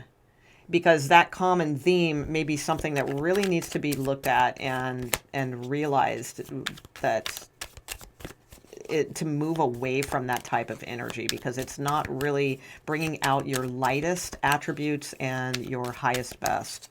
Okay, so let's get a little bit more here. And obviously there's a big message here about getting that creative expression going for yourself. Okay, so let's see, what do we have? The Queen of Swords is a writer. Wow. So you kind of have author here twice, quite frankly. Nine of Pentacles. Okay, I'm feeling those too. Oh my gosh, there's so many queens here. This is awesome. Okay, so let's see what's underneath here. All right, so first off, you have the Queen of Swords. So the Queen of Swords is associated with communication. Writing can be factored for a Queen of Swords. Also, strategy, very much. So even you might be very good at creatively writing strategies. So in other words, like if you're not really like a creative writer, or, you know, fantasy fiction or something like that, like that's just not your thing, you may be able to, you know how companies will hire people to, there's a technical word for it and I can't think of, well, I think that's it, technical writing, where it's like you lay out the strategy of a company or something like that. Like you have a very creative way of doing that so that it's not droll and drab or something along those lines. So that may be something as well. or you may help people, like you may write a book about strategies also, like making the right moves. There you go. There's your next book title, making the right moves or something, or the next moves or something like that. It doesn't have to be, again, writing, but the Queen of Swords is very strategic, strategic in a, not in a push everyone aside and climb up the ladder kind of way, in a more diplomacy, like a diplomatic kind of way. All right. She's about fairness and justice and things like that.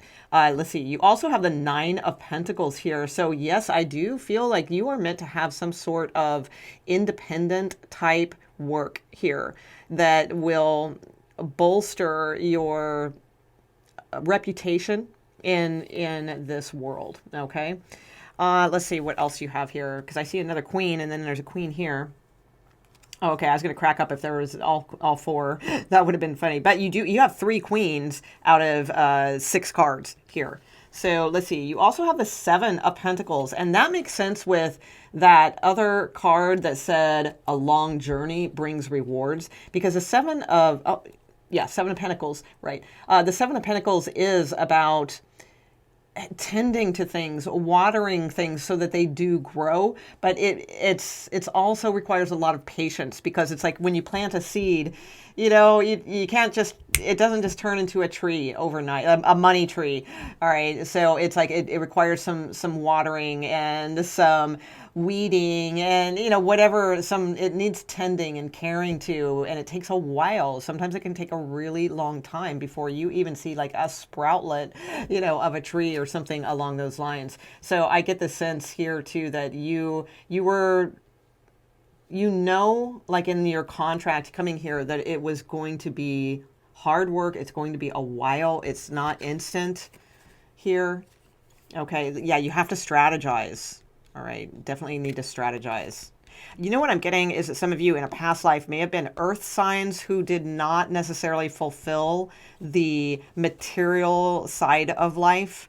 And so now, like, you may have like heavy earth in your chart this time around, because it's giving you that extra boost to get that right. You may have a lot of retrogrades in your astrology chart as well, I'm getting, if it's not earth energy.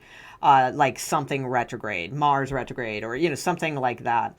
Okay, you have the 10 of Pentacles here. Oh my gosh, right? So the 7 of Pentacles going into the 10 of Pentacles, which is success. The 10 of Pentacles is a very good, long-standing, it's the legacy card. So it is, I don't want to build it up too much or put pressure on you or anything like that, but it's, at the very least, it's wealth, okay? So it's good wealth, it's good stability, and it's showing here like you signed up for this, so you will most likely end up in this position at some point. It could also mean like marriage, like through marriage. If you don't do this on your own, which I think you will with the 9 of Pentacles, going into the 7 of Pentacles, going into the 10 of Pentacles, then some of you may marry money. Also, I'm getting, all right, with this. You have the Queen of Wands here as your last card. And interestingly enough, you have oh, wow. And the World. Are you kidding me? Wow. You have the Queen of Pentacles at the bottom of the deck and the World card. But this is the third queen to come out in your reading, really. So you are meant to be like royalty in some way. Or again, I don't want to like grease up the ego or anything like that. But maybe you do need that, because it is. I mean, you're coming out with 3 queens. So all these different aspects. And the one queen that is not showing up is the Queen of Cups, which is Scorpio. Isn't that intriguing? So I feel like this is a life that you guys, you may not even feel like a Scorpio. Like you feel the heaviness, and I feel like you have the intuition of a Scorpio and the ability to strategize and all those things like a Scorpio. But you may be one of those that when you read the description of Scorpio, you're like, yeah, that's not really me, this kind of thing, because you're meant to bring out these other qualities at this time. But you've been given the strength of the profoundness of a Scorpio to build on these strengths. I feel like your path is very much of a an earth path. So by that, I mean a material path. Not, that doesn't mean like just shuck spirituality or anything like that, because you've got this definite spirituality here. But getting yourself grounded and getting down to business, like what did you come here to do? Do it, and like really put the work in and all of that. The Queen of Wands is a strategic problem solver. So again, with a strategist, you may have a big talent in creatively problem solving anything. Okay, so like companies may need editing. You may be like an editor for books or something like that. If you're not writing them, if you're not wanting to write or something like that, you would make an excellent editor. Or you, like, people write screenplays and they need opinions and they pay people to pinpoint like what's wrong with my screenplay, things like that. Like, or in business, even like you can walk into a business, perhaps you could have a whole side contract business or something where you go to other businesses and you can quickly see and strategize like what they're doing wrong and what they need to do.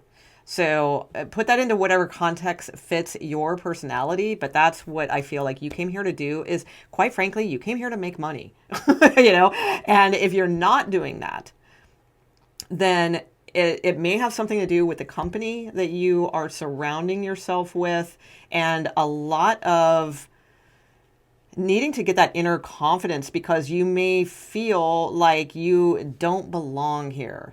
I don't belong here. I'm a creep. So you may feel like you don't, and you might even be stifling this creative expression within yourself. So that's what I am seeing so far. It seems like there was one more message I wanted to mention.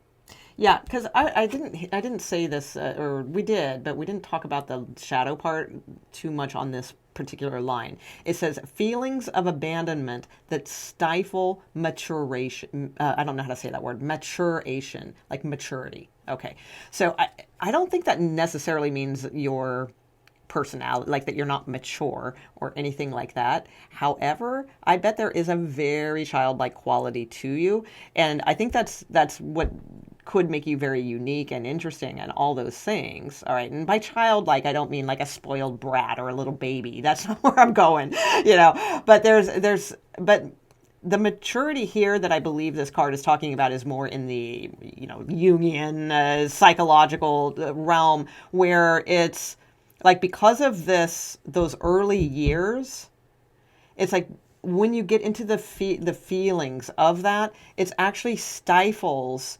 you bringing this stuff into maturity or maturation. I don't know how to say that word, but that's something very key here. So if you're not making the money, you're not making the 10 of Pentacles, you're not, those types of things, then there's definitely some deep journaling and darker work to look at there. Okay, so let's see how your spirit guides and whatnot, higher self, what have you, how they feel you are doing. Okay, first off, we're going to get you like an archangel type energy that will be helpful for you now and at this time. For Scorpios in this energy at this time. Who can be their guide, or what is the message for the Scorpios? Thank you. Power of joy, matri. Oh my gosh, I cannot say these words. Myatria. I'm so bad. I really should brush up on that. But it's an aspect of Buddha. All right, like Buddha has, you ever see the little statues? There's like the traveling Buddha. There's the happy Buddha. There's the the fat Buddha that you rub the belly. All those types of things. You have the happy one. Okay, so it's like the power of joy. So that's who to connect with at this time, because I feel like you need joy in your life. Also, you guys really need to laugh. Like back in the day, I don't know. I remember, well, it started in the 70s, but then that guy, Osho, he had a different name at the time. I can't remember before he changed his name, but he used to do a lot of these like weird workshops and stuff where, with laughing. And there was also a 70s group that did it. I can't recall their name either at this time. I'm sorry. Apparently I'm just not on it with the memory today. But I feel strongly that like your lungs need to laugh. You need to laugh a lot. So if you can find anywhere where you can be by yourself, where you're not going to feel self-conscious, like even rolling up the windows in your car and going for a drive where, hopefully if you're not in too huge a city, you can get a little quiet time. It's like literally laugh out loud and as loud as you can. I really feel like you need to just like, like really let it out, but not screaming and letting it out in an angry way. I feel like you really need to just laugh, just force yourself to laugh. It's going to open up the expansion of this whole area here that I feel like you are needing to do. And I feel like you're going to be seeing some miracles soon. It's like that's the bridge to miracles, okay, is what I am seeing here for you. Okay, so let's see. What else do we have here? Oh, yes. All right, so now we are looking. So that's the one that you can tap into now, Maitreya, Maitraya. So look that name up, learn about it, and that will be helpful for you. Okay, so tell me, how are the Scorpios who chose pile number 3, how are they doing now? Are they on to all this? Is it making sense for them? Are they working on it? That sort of thing, or totally ignoring it and not doing anything? What's the story? All right. 4 of Pentacles. Okay. You know what you guys know. Okay. If this is hitting with you, then this is a really, really, really your message. Okay. And what I'm getting to with this is like, it's your message. And you have the key to unlock that door, but there's something that holds you back. So we will look at that because I feel like that is really important. So the Lover's card. Okay, it's this twin flame. Boom, there it is. Okay. There is someone that is possibly like a twin flame. Now, I look at twin flames a lot different. Well, I don't know if it's a lot different, but different than what I've seen other people look at twin flames. They always put it as like this like big tumultuous thing and this and that and the other. And it's you've got to mend this and that because it's, I don't know. I don't know what the whole twin flame thing is. It's just something that's never really called out to me. I get it, and I do believe in them because I believe I did have a twin flame, and in a positive way. So, and I do believe that people do have them in a negative way, but it's regardless of what it is, I don't think it's meant. The thing I don't like about the whole twin flame thing is that there's too much emphasis placed on how tumultuous it is, as if that's normal or as if that needs to be worked out because you guys have to fix this, this life and all that kind of stuff. No, I completely, that's just my personal opinion, but I think that that's a big no. I mean, if someone is tumultuous with you in a relationship, you know what that tells me? It tells me they're tumultuous and to not engage. All right. Because it's like, yes, I get that we need to learn lessons. But the thing is, it's like if you've literally tried and you've put a lot of effort into something and it's still tumultuous, well, that's all you can do. That's it. And there's putting the pressure on yourself that it's some big spiritual conquering thing to figure it out or to mend it or something like that is way too much pressure on you. And besides, it's not just up to you. It's up to them as well. So it's like, if it's not working, it's not working. And this is holding you back, I feel. There's a twin flame that is a very strong connection with you. And I'm not saying they're terrible and, they only are holding you back, because nobody can hold you back, right? I mean, in the bigger scheme of things, they can. But, when we're looking cosmically, it's like, no, not really. So it's like there's something here where, see, look, and then there is the flow of prosperity, Lakshmi. So it's like there's something that's keeping you from your flow of prosperity, and it may have something to do with a twin flame.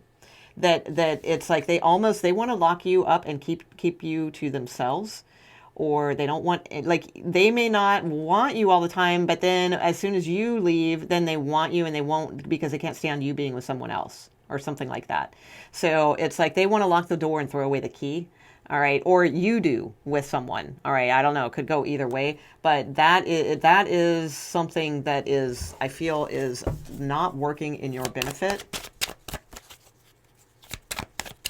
Now, some of you, if you have a positive experience with someone and you have someone that really brings the best out in you, and if you are fortunate enough to be having that experience right now, that it's like they are trying to show you the keys, they are trying to help you open doors, they don't keep you from creatively expressing yourself and things like that, then it's the opposite. It's saying, yes, oh my God, latch onto this twin flame, because you guys are helping each other. They're helping you towards prosperity. And I don't know what you are probably helping them out with something, so, well, not probably, you are, because that's the way those things work.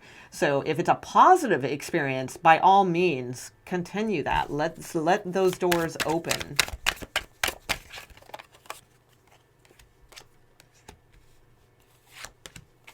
Ooh, yeah.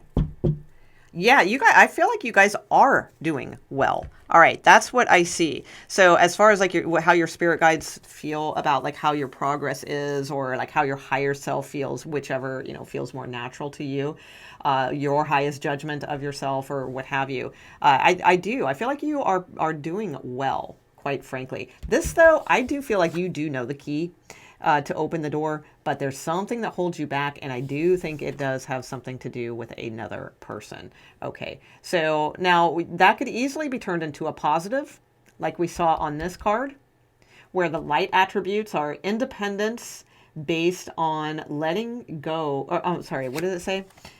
Independence based on learning to go it alone and conquering the fear of surviving. So as long as this is not a codependent relationship and you are allowed to be your independent self, like that saying, which again, I'm going to butcher, by,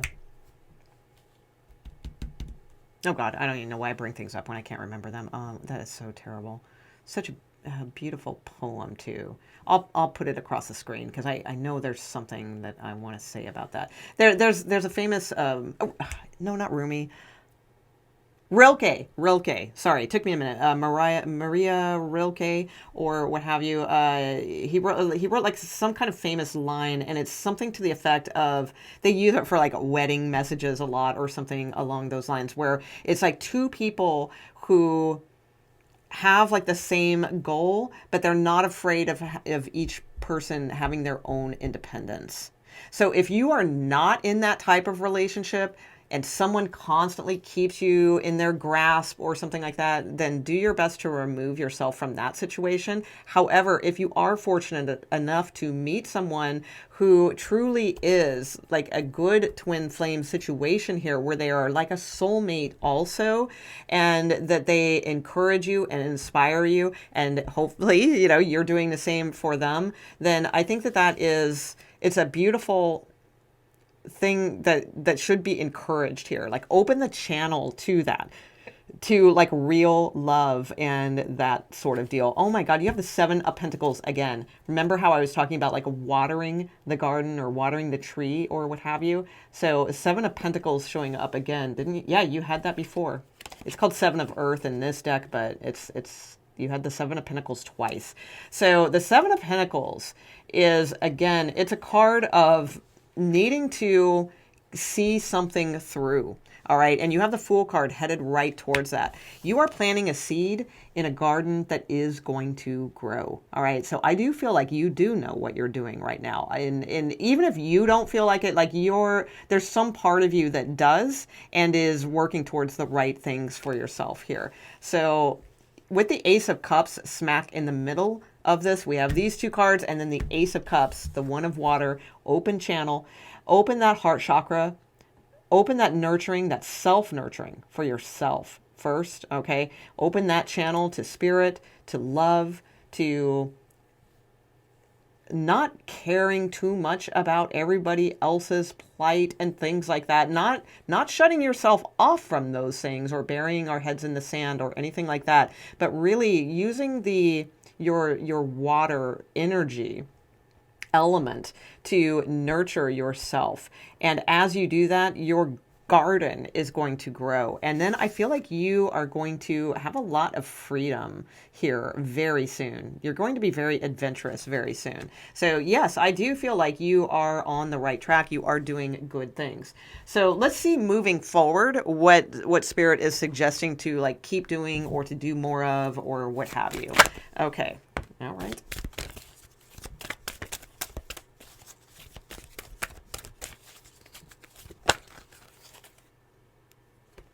Oh, there we go. Yeah, that makes sense. Yeah. Okay.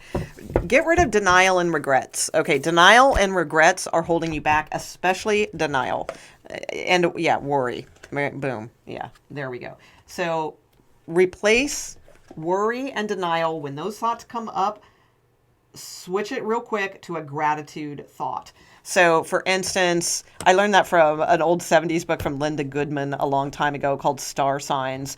And she said, like, whenever your inner voice is saying something negative, immediately say cancel. You know, so it's like you're canceling that thought or something like that. That's the vibe I'm getting. So whenever you have a worry come up in your mind, which is going to be constantly, right? I mean, we're just always worrying or fussing about something.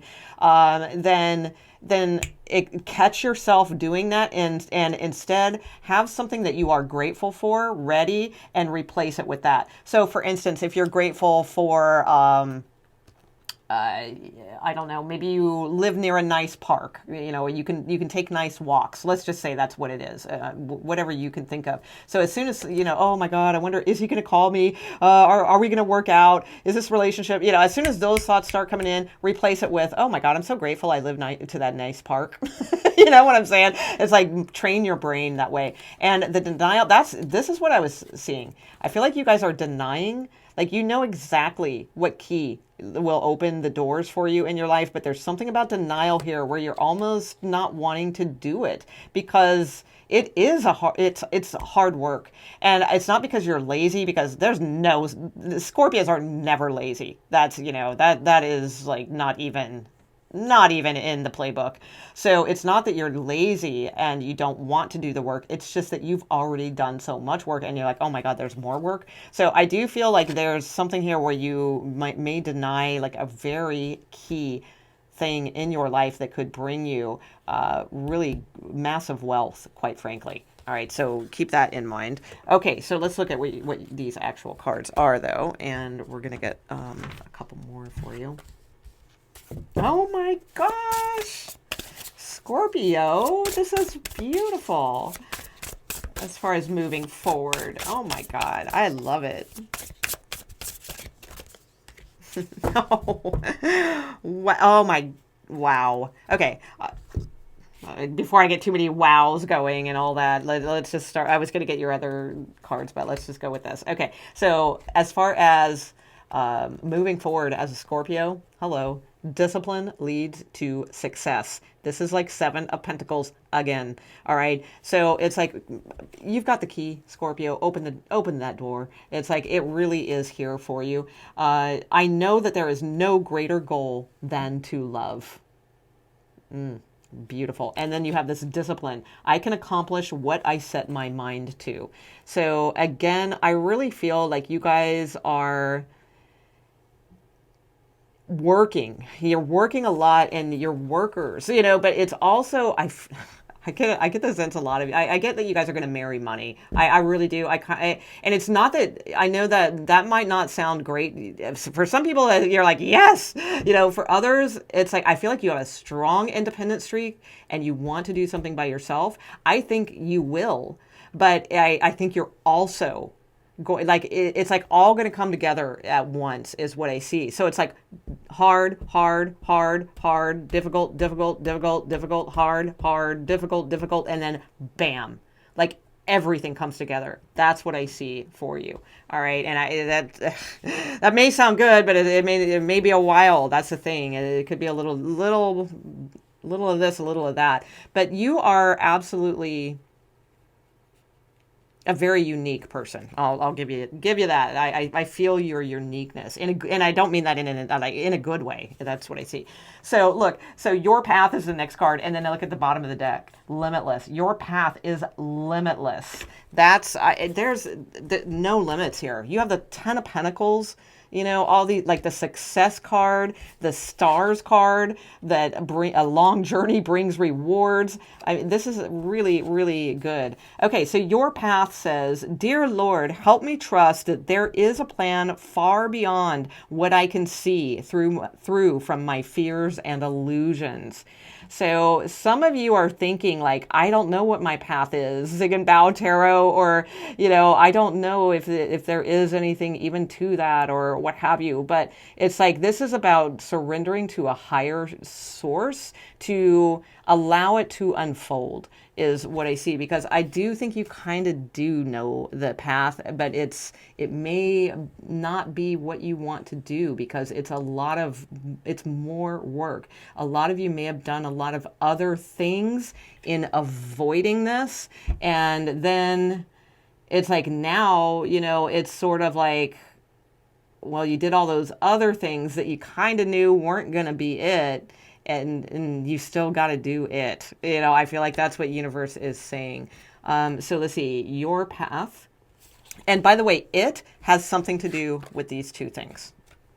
Okay, so it's either writing or it's some sort of creative expression here, and or being this, like some kind of strategist.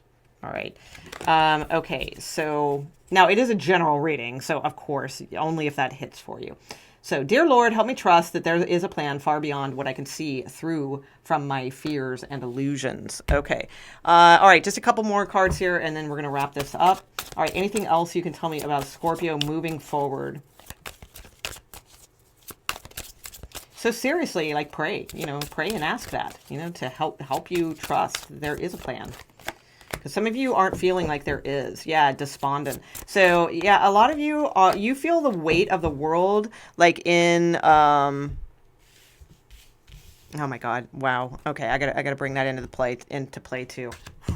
Okay, a lot of you feel like the weight of the world, and it's like some of you may be like Cancer in your chart or something like that, really high, like rising or moon, and it's like you are a strong empath, and it's like, some of you, it's like, it gets to the point where you're it's so much that it's like, well, screw it. I don't want any of it. I don't want to do any of it, or I don't want to be a part of any of it, or something like that. I would say too, to be careful with, and this is a delicate area, because nobody wants to be like criticized on, how they're raising their children or anything like that. I know, I'm a mother. It's the last thing I ever want to hear, that way. But I do like constructive criticism. But one of the things to consider, though, too, is if you were kind of hitting with this card here, to make sure that same energy doesn't get passed on to, your children or what have you. Okay, so just kind of keep tabs on that and see. And that's easier said than done. But when it all boils down to it, like, don't beat yourself up for anything either. But I don't know. I do get the sense that, besides that, actually, I don't think it has much to do with that. There is that message, just definitely. I did say it for a reason. But the other thing I get here, too, is that if people aren't really responding to what you have to offer to the world, they seem very despondent, or they just don't seem to get it, or they don't seem to appreciate, like, what you do have, and you may run into that a lot. It's like, that's actually something to use and transmute for your power, because it's like their despondence somehow makes you grow, like all these vines, even stronger to get your point across in some way. So in other words, like, let's say you've been working at this company as some kind of strategist for, 10 years or something like that, and nobody notices like how damn good you are, right? And you're like, why is everybody so despondent? It's like, oh my God, I'm like the first one to work. I'm like, I come up with these amazing creative problem solutions and all these types of things, and nobody seems to recognize this. Okay, put that into context to whatever. Then it's like there is something about that the reason that is happening, because that is very Scorpio. Scorpios often are, they're not always doled a bunch of praise and things like that. And because they are so strong that people forget that that sometimes Scorpios do need to be praised or lifted up too. So that's what I think is going on, but it's actually pushing you to grow even more, and so that like people will not be able to miss you. That's what I'm seeing there in the future. And then you have yeah, okay, this was the next card. This was at the bottom of the deck. Then your next card is Discovery, and look at the sentence here. Miracle, discovering miracles. So I really get the sense like you are going to have a major breakthrough at some point in your life. And it could be much later. It may be younger. I'm not sure. For some of you, it may be like around 32. If it's not that age, then like, or if you're older like me, it may be around your older years or something like that. But it's like whatever it is, it's going to be like amazing. It's you literally are going to discover miracles in some way. So I feel like you're going to be showered with, yeah, like a star shower, right? It's like showered with things is what I see. So very nice reading, very, very good reading, very, very unique path, I feel, for you guys. Okay. Let's see. So let me put these away and we will go to reading number 4. Okay, so Scorpios, if you chose pile number 4. Okay, let's see. So Scorpios, basically what we're looking at here is the why you have agreed to be a Scorpio in this incarnation, or why you have chosen to be a Scorpio in this incarnation. Then and then we are also going to look at like how you are doing, like based by your like what your higher self thinks, or your spirit guides, what have you, like how you are doing with that energy. And then we are going to look at how it will be moving forward as a Scorpio. So, I mean, how kick ass is that right off the bat? Boom. Why'd you come to be a Scorpio? Because Scorpios are warriors. That's why. So, right on. Okay, so let's get some more on this. So, the light attributes on this card are strength, skill, discipline, and toughness of will, heroism, stoicism, and self-sacrifice in conquering the ego. Man, you came to be like an earth warrior, a spiritual warrior, you name it, warrior, wow, onto this planet. So of course you chose Scorpio, right? I mean, that just makes sense. Now the shadow attributes of this card are trading ethical principles for victory at any cost, indifference to the suffering inflicted on others. So obviously you want to stay away from those shadow attributes where like you don't care that others are suffering, or indifferent to that, or trading ethical principles for victory at any cost, or anything like that, like selling something out, in order to give victory or something along those lines. So be careful of those darker traits, but chances are you probably aren't in those, because, or if you are, just know that no, you were meant to be more of a light warrior, all right, not the shadow warrior. But there will be times that you may go through times in your life where you experience that shadow side as well. And as long as, but don't hold deep guilt or shame or any of those things over that stuff, because you are a light warrior for sure. Okay, so tell me more about why that's weird. I was going to say channel number 4. Interesting. Maybe you guys are a channeler. Why pile number 4 Scorpios chose to be Scorpios. Oh my God, the Ace of Cups. I bet you guys like King Arthur tales and things like that. Oh my God, and love. Woo! Yeah, okay. Very nice so far. Okay, so you have the Ace of Cups and love. All right, I also feel like you really wanted to experience, because let's face it, Scorpios, they do carry with them that stigma that, oh, they're just always having romantic endeavors and, oh, they're the prowess of the Scorpio and all that sort of thing. So, but you were here to, or you are here to experience some sort of very intense, beautiful, and I mean a beautiful love, true love and fidelity is what it says, true love and fidelity. So you wanted to, yeah, rejuvenation and fulfillment is the Ace of Cups. You wanted to experience an intense, beautiful, high vibrational love. Okay. Um, Taurus may be high in your chart.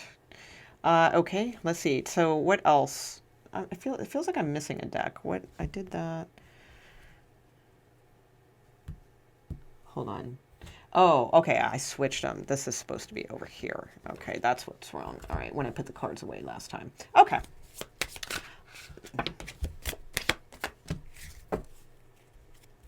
Okay, you guys might read a lot, really like to read and take in a lot of information.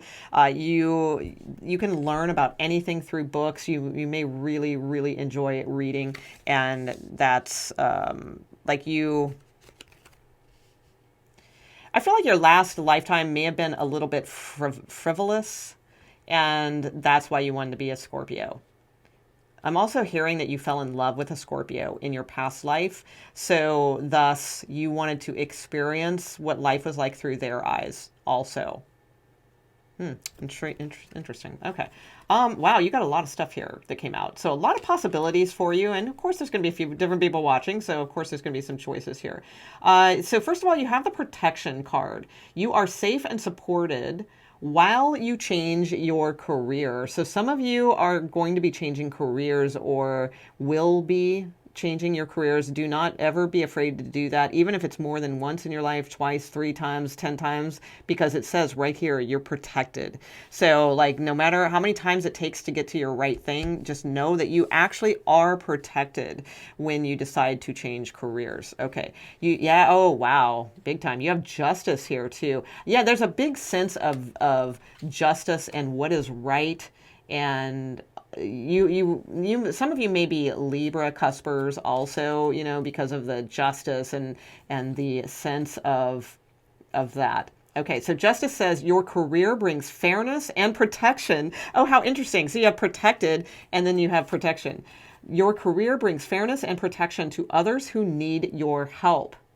Okay, and so some of you possible attorneys, maybe, or civil right activists, something along those lines, standing up for things that need to be stood up for in some way. Like, yeah, I see you like being self-taught, learning, like, oh, okay, I can bring up this point, or I can do this, or, oh, I can make this move, or I can look at this law and they can't do this to us, and, something like that. So you may be like a real protector of justice in some way. But you also have this study. Look, again, study. Wow. And energy healing. So twice you have things about learning through studying books, that sort of thing. So you guys are self-taught. That's what I see. So the study card says reading, research, and education help you gain confidence and clarity about your career. You connect to your life purpose through your involvement with books. So again, I really do. I feel like you guys will, or maybe you're the forever student. That could be it too. But it's like, I do see that you are self-taught. That doesn't mean you can't go to like higher education schools or something like that, but you do have a knack for being self-taught. And you have energy healing here. And it says your natural energy healing abilities are an important part of your life purpose. So it doesn't necessarily say it's your career, but it does say it's an important part of your life purpose. So just being you is like the vibration that you carry is very important because you That's part of your life purpose. So if you hold it in a high vibration, then you're going to affect people positively, and I mean, people might be, I'm not getting like, oh, you're healed and the hand on the forehead or something like that. Maybe, I don't know, but I'm getting more that like people could be healed, just be by being around you, in your aura, not, again, not like miraculous healings or something like that. Maybe, if it's trained properly and you study about it, perhaps. But I think it's more like just by you, your the energy that you put out, because I believe that is true of anyone. So, but it's especially showing for you that it is very important. It's a part of your life purpose. Okay, so let's get a little bit more on that. All right. So why pile number 4 has chosen to be Scorpio.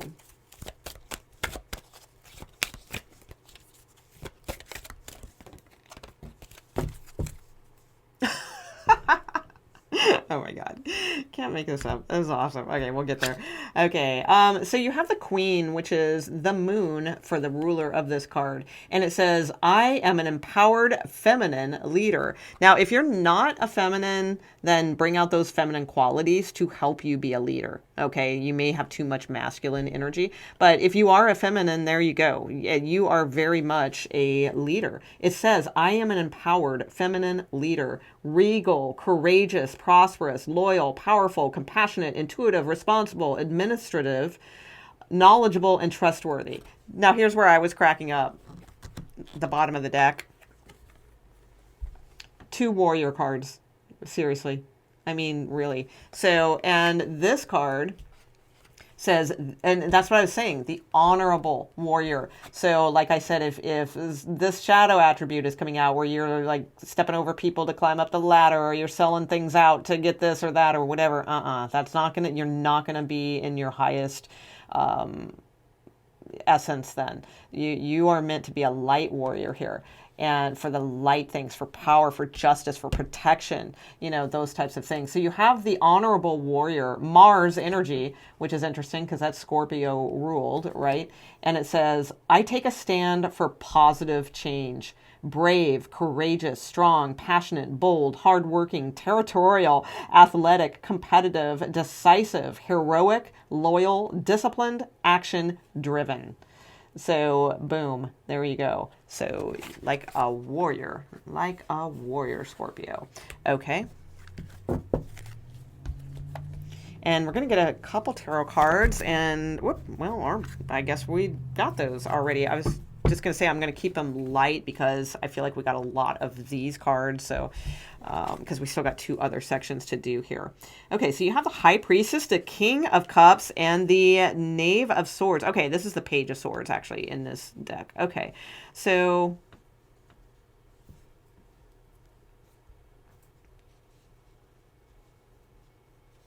some of you guys, you may be very musically inclined. I don't know if you know that or not, but you may be musically inclined, particularly with an instrument. It could be singing. I don't really get singing, but if you're a singer, that's awesome. I'm getting more of like a musical instrument, and it's probably because I'm looking at this and it's reminding me of Krishna and the flute. But I am kind of getting that too, because you have this Ace of Cups, you have this ability to have this expression and love, and I think there's a part of you that doesn't like you wouldn't be like a long-haired, like, hipster musician. Like, I don't get that from you. In fact, it would be something that you may even keep under wraps or something like that, because it doesn't fit your profile or something. But I feel like you guys could be very talented with a particular instrument. So guitar mainly, even though it's kind of a flute on here, it's almost like she's holding a guitar, or like carrying or like a long wind instrument, possibly too. All right, but that's, yeah, I feel like you guys you have a talent for that in underlying, or that's dormant, that could really help you express yourself better. But anyway, okay, so you have the High Priestess and King of Cups. Yeah, something's been written here already. It's like the scroll has been written, you know, like, kind of like the Akashic records or what have you. And look at the owl wisdom head here on the High Priestess. You have tons of wisdom. And it's like, I feel like you could get like a really strong diploma in something.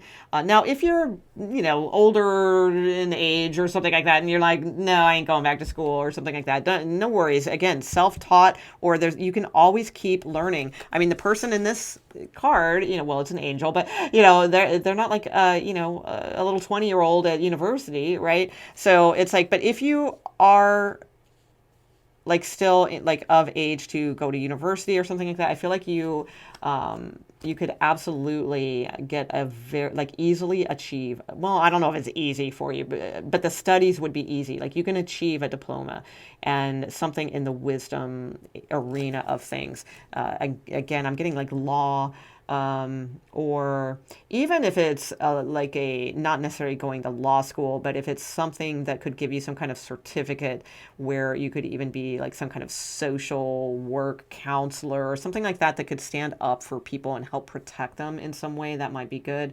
The King of Cups here. So the masculine energy, I feel, I'm covering up because I can't show that on YouTube. It's they are very appropriate cards, or you know, physically appropriate cards. So I would say with the King of Cups showing up here, that your love style is more masculine. Even though you're a feminine, I do feel like you might be like the top or something along those lines. And it's like that actually helps you shine your confidence, I feel. And it also brings out your love, which is odd. You'd think it'd be the other way around, like the feminine energy would do that. But with you, I feel it's the masculine energy that does that. That it's like the masculine energy that is the sensitive side for you. And it's the female side that is the warrior, you know, side. All right, so that's the way I am seeing that. And yeah, with the Knight of Swords, or the Page of Swords, I'm sorry. Yeah, studies. You just study, study, study. The other thing I get here too is that this may be, like, I do feel you're going to have some accomplishments, and we're going to look at that now in this lifetime. But I also think that anything that you study and learn about now, like, I get the sense like your next lifetime is going to be like hands down amazing, like maybe even like go down in history like amazing, like an MLK or like a Gandhi or something like that, seriously, because it's like the spirit guides keep encouraging you to study, study, study, learn, learn, learn, fair, justice, protection, you know, being a warrior, all these things. It's almost like it's prepping you to be like a major player in this world. And it depends on your age. I mean, that may happen in this lifetime, but it's like, I do feel like this is prepping you for a next lifetime that like you're going to be like a prodigy, or it could even be a musical prodigy, or someone, like I said, like that's very important in social change. Okay. All right, so let's get a little more here on. Okay, so as far, oh no, that's too fast. Where are we? Middle section. Okay. Sorry, because I didn't stop and pause the video, so my cards are out of order, and I'm trying to remember which ones I was using for what. Okay, there they are. Okay, so now we're going to look at how you are doing now. So we see this sort of energy of like why you wanted to be a Scorpio this life, or why you chose Scorpio to accomplish these things. And a big part of that is self-love leads to beautiful, true fidelity. Okay, and a beautiful love relationship. So that's why, you know, that's one of the reasons. This other reason is obvious. I mean, warrior. You came here to be a champion of like a spiritual warrior and a champion of rights or what have you, and also to learn and study just as much as you can about different things. Okay, and you are an empowered feminine leader. So speak up for things. You have more power than you think. Okay, so tell me then, what are the spirit guides, how do they feel about or Scorpio's pile number 4's highest self? How do they feel they are doing? Four of Wands, Flame of Spirit. Nice. Okay. So you may be stuck in this arena. Okay, the Hierophant. Oh, okay. Too traditional or something along those lines. A lot of judgment. Okay, some of you may have been like raised like in a very...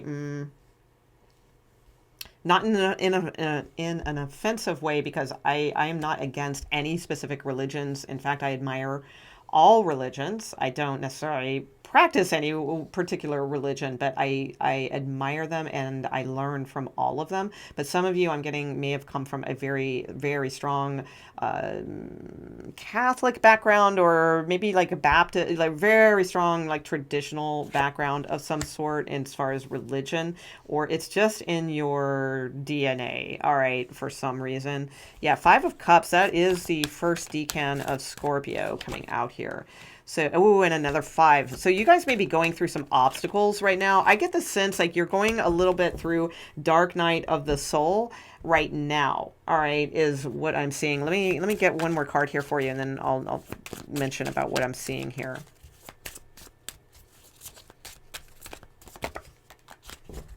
Fertility, Pan. Okay, all right. So, yeah.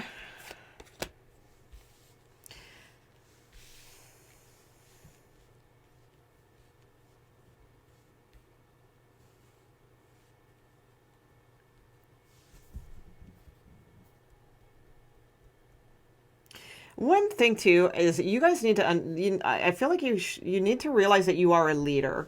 That you may not want to be, or you may feel like, no, I'm not a leader or something like that. But you are.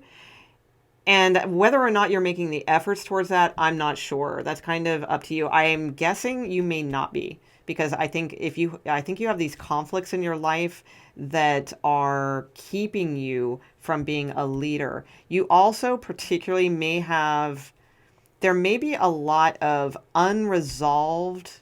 Now, I know this is a very easy thing to say, unresolved things with a parent, right? But particularly a father, because there's something about, you are a leader, but there may be some kind of unresolved things with a father where that have led you to believe you're not.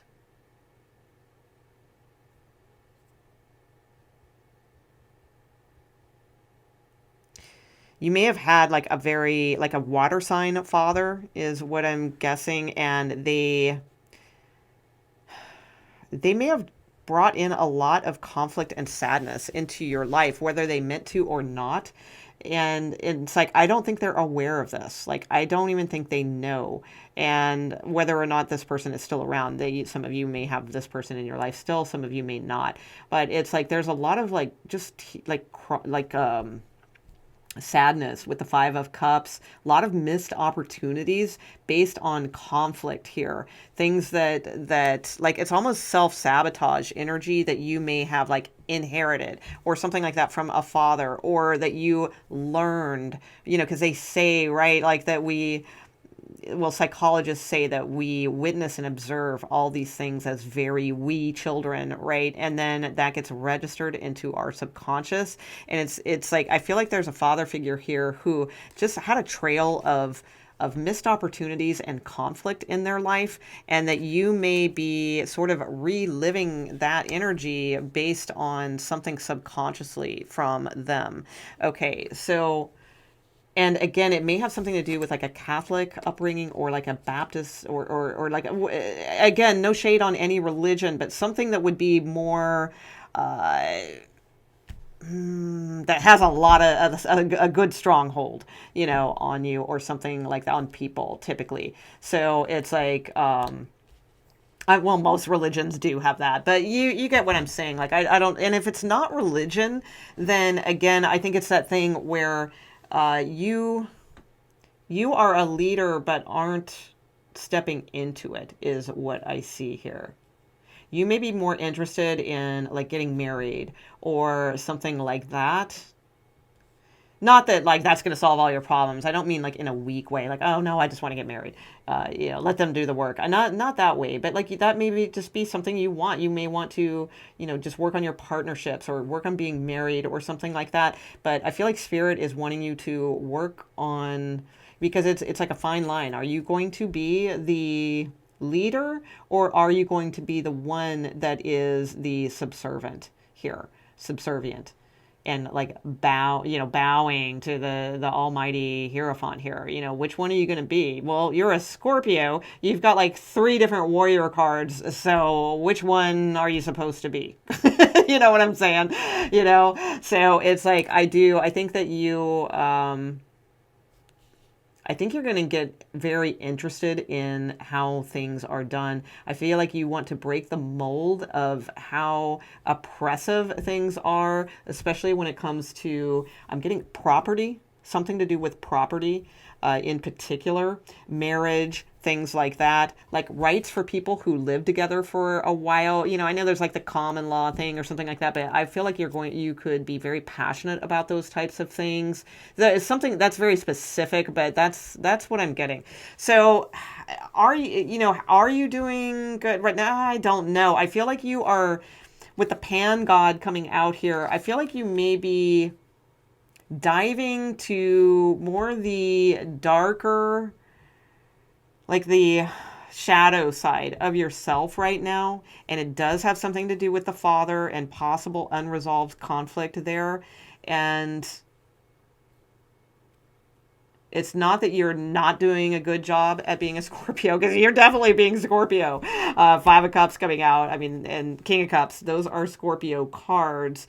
But I feel like you're going through a tough struggle right now, and to have the courage here to break free from this cage that that you feel like you're in. So some of you, I do feel like you need to have it's not that you don't have the courage, because my God, you do. Warrior, warrior, warrior, right?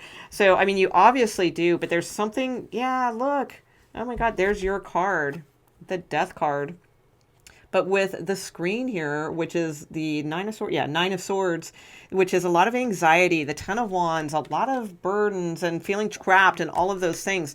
It's like, I just get the sense that you may be giving up on things instead of just really having the faith that this will work out. So like the Pan to me is more like slipping into the indulgent side of Scorpio rather than having the faith and the higher side of Scorpio. And again, no, because I think that you are always most likely the higher side of Scorpio, but it's just now you may be going through some really heavy things, and that makes sense. We've been hit, we've been nailed this last couple years, all right, with planetary this and that and the other and everything else. We're not the only sign that's feeling it, but we are really shouldering a lot for, as empaths, for, I think, for too much. Okay. So I do feel though that you need to be the courage to be Scorpio in the rebirth sense. Okay. And get that motivation again. So, okay. So let's see, what else do we have? Okay. So what about moving forward? So tell me about moving forward for Scorpios that chose pile number 4 here. Tell me about moving forward from here. How do they? So they came here. They decided to be a Scorpio. What about moving forward into this Scorpio energy from now on, from this point forward? The Death card. Oh my gosh. Yeah, you guys, I really feel like you had someone in your past life that was a Scorpio that you either just like really highly admired or that you were in love with is really what I'm getting. Like you really wanted to experience what it was like more than any of the other piles. This is the only pile I've seen that like really wanted to be a Scorpio is what I'm seeing. So what's interesting is you may not feel that way in this life. You're like, hell no, I wish I wasn't. So, but the thing is, and that's because, you guys might give too much credence to relationships or something like that. That might be something that's still carrying over from a past life where you give it's almost like Sagittarius energy where you put someone on a pedestal or something like that, right? And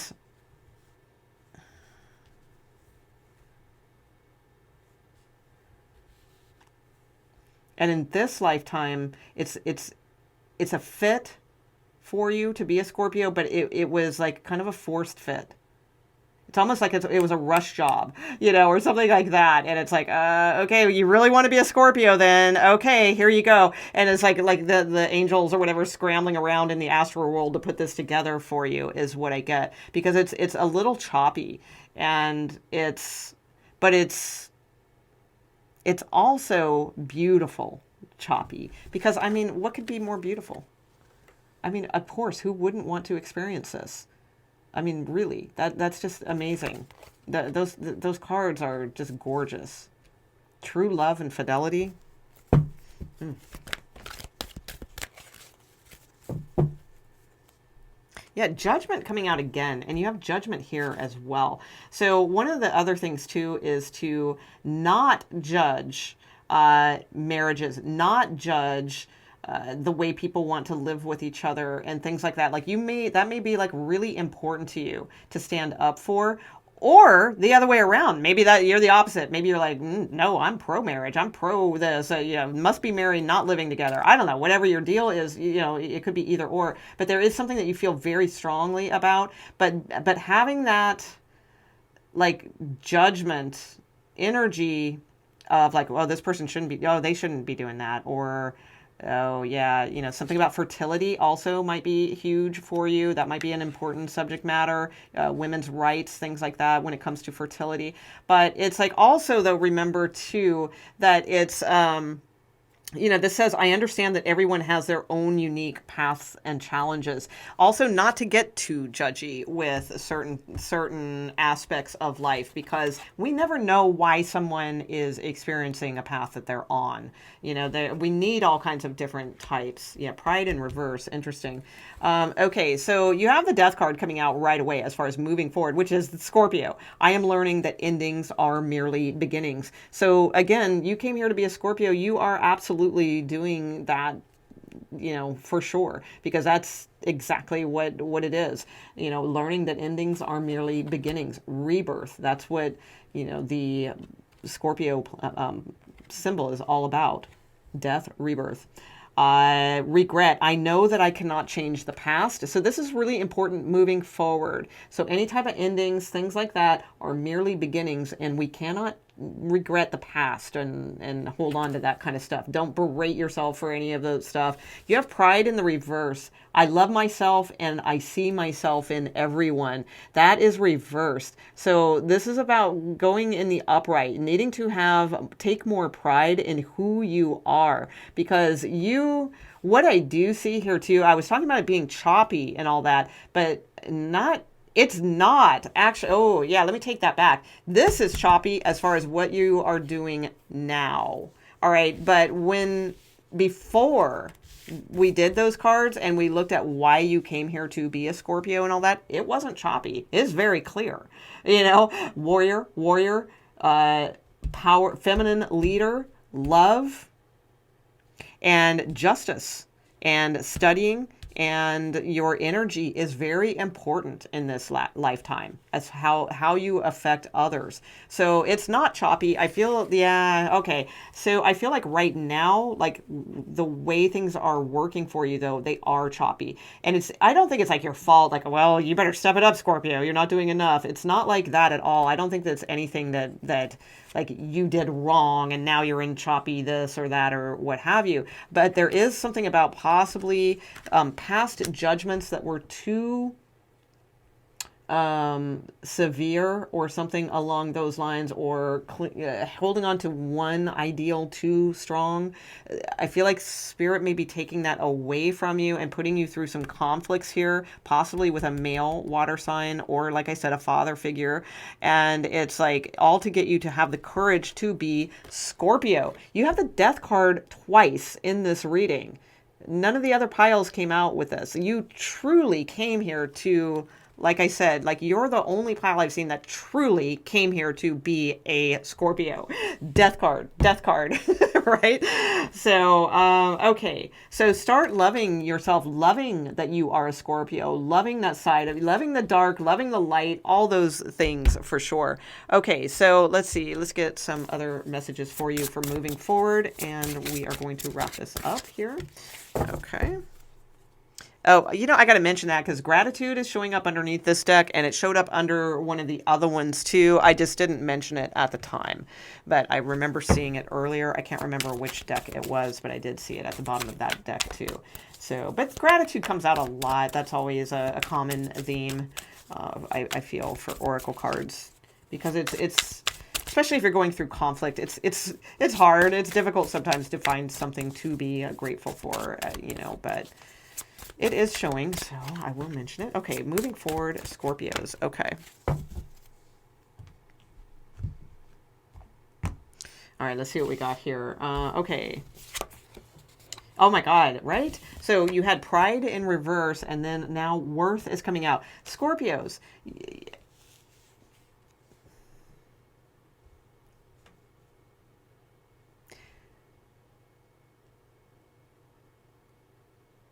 You are powerful.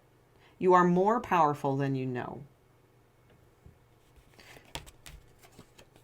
You are meant to lead, not be just another number, in a corporation, or just another binary code in the matrix, or whatever is going on in as far as who we are, what we are, or what have you. Now, I don't want to tote this up to be like, oh, you were meant to do this and that and the other, or oh, you better find your amazing purpose, Scorpio. I'm not going to go there, but yeah, I mean, you got really good cards here. But I think your purpose this life is to simply keep, like, fighting the good fight is truly, like, that's your motto, is what I see with all this. And when you're not, like, allowed to fight the good fight, then I feel like things cause a lot of conflict for you.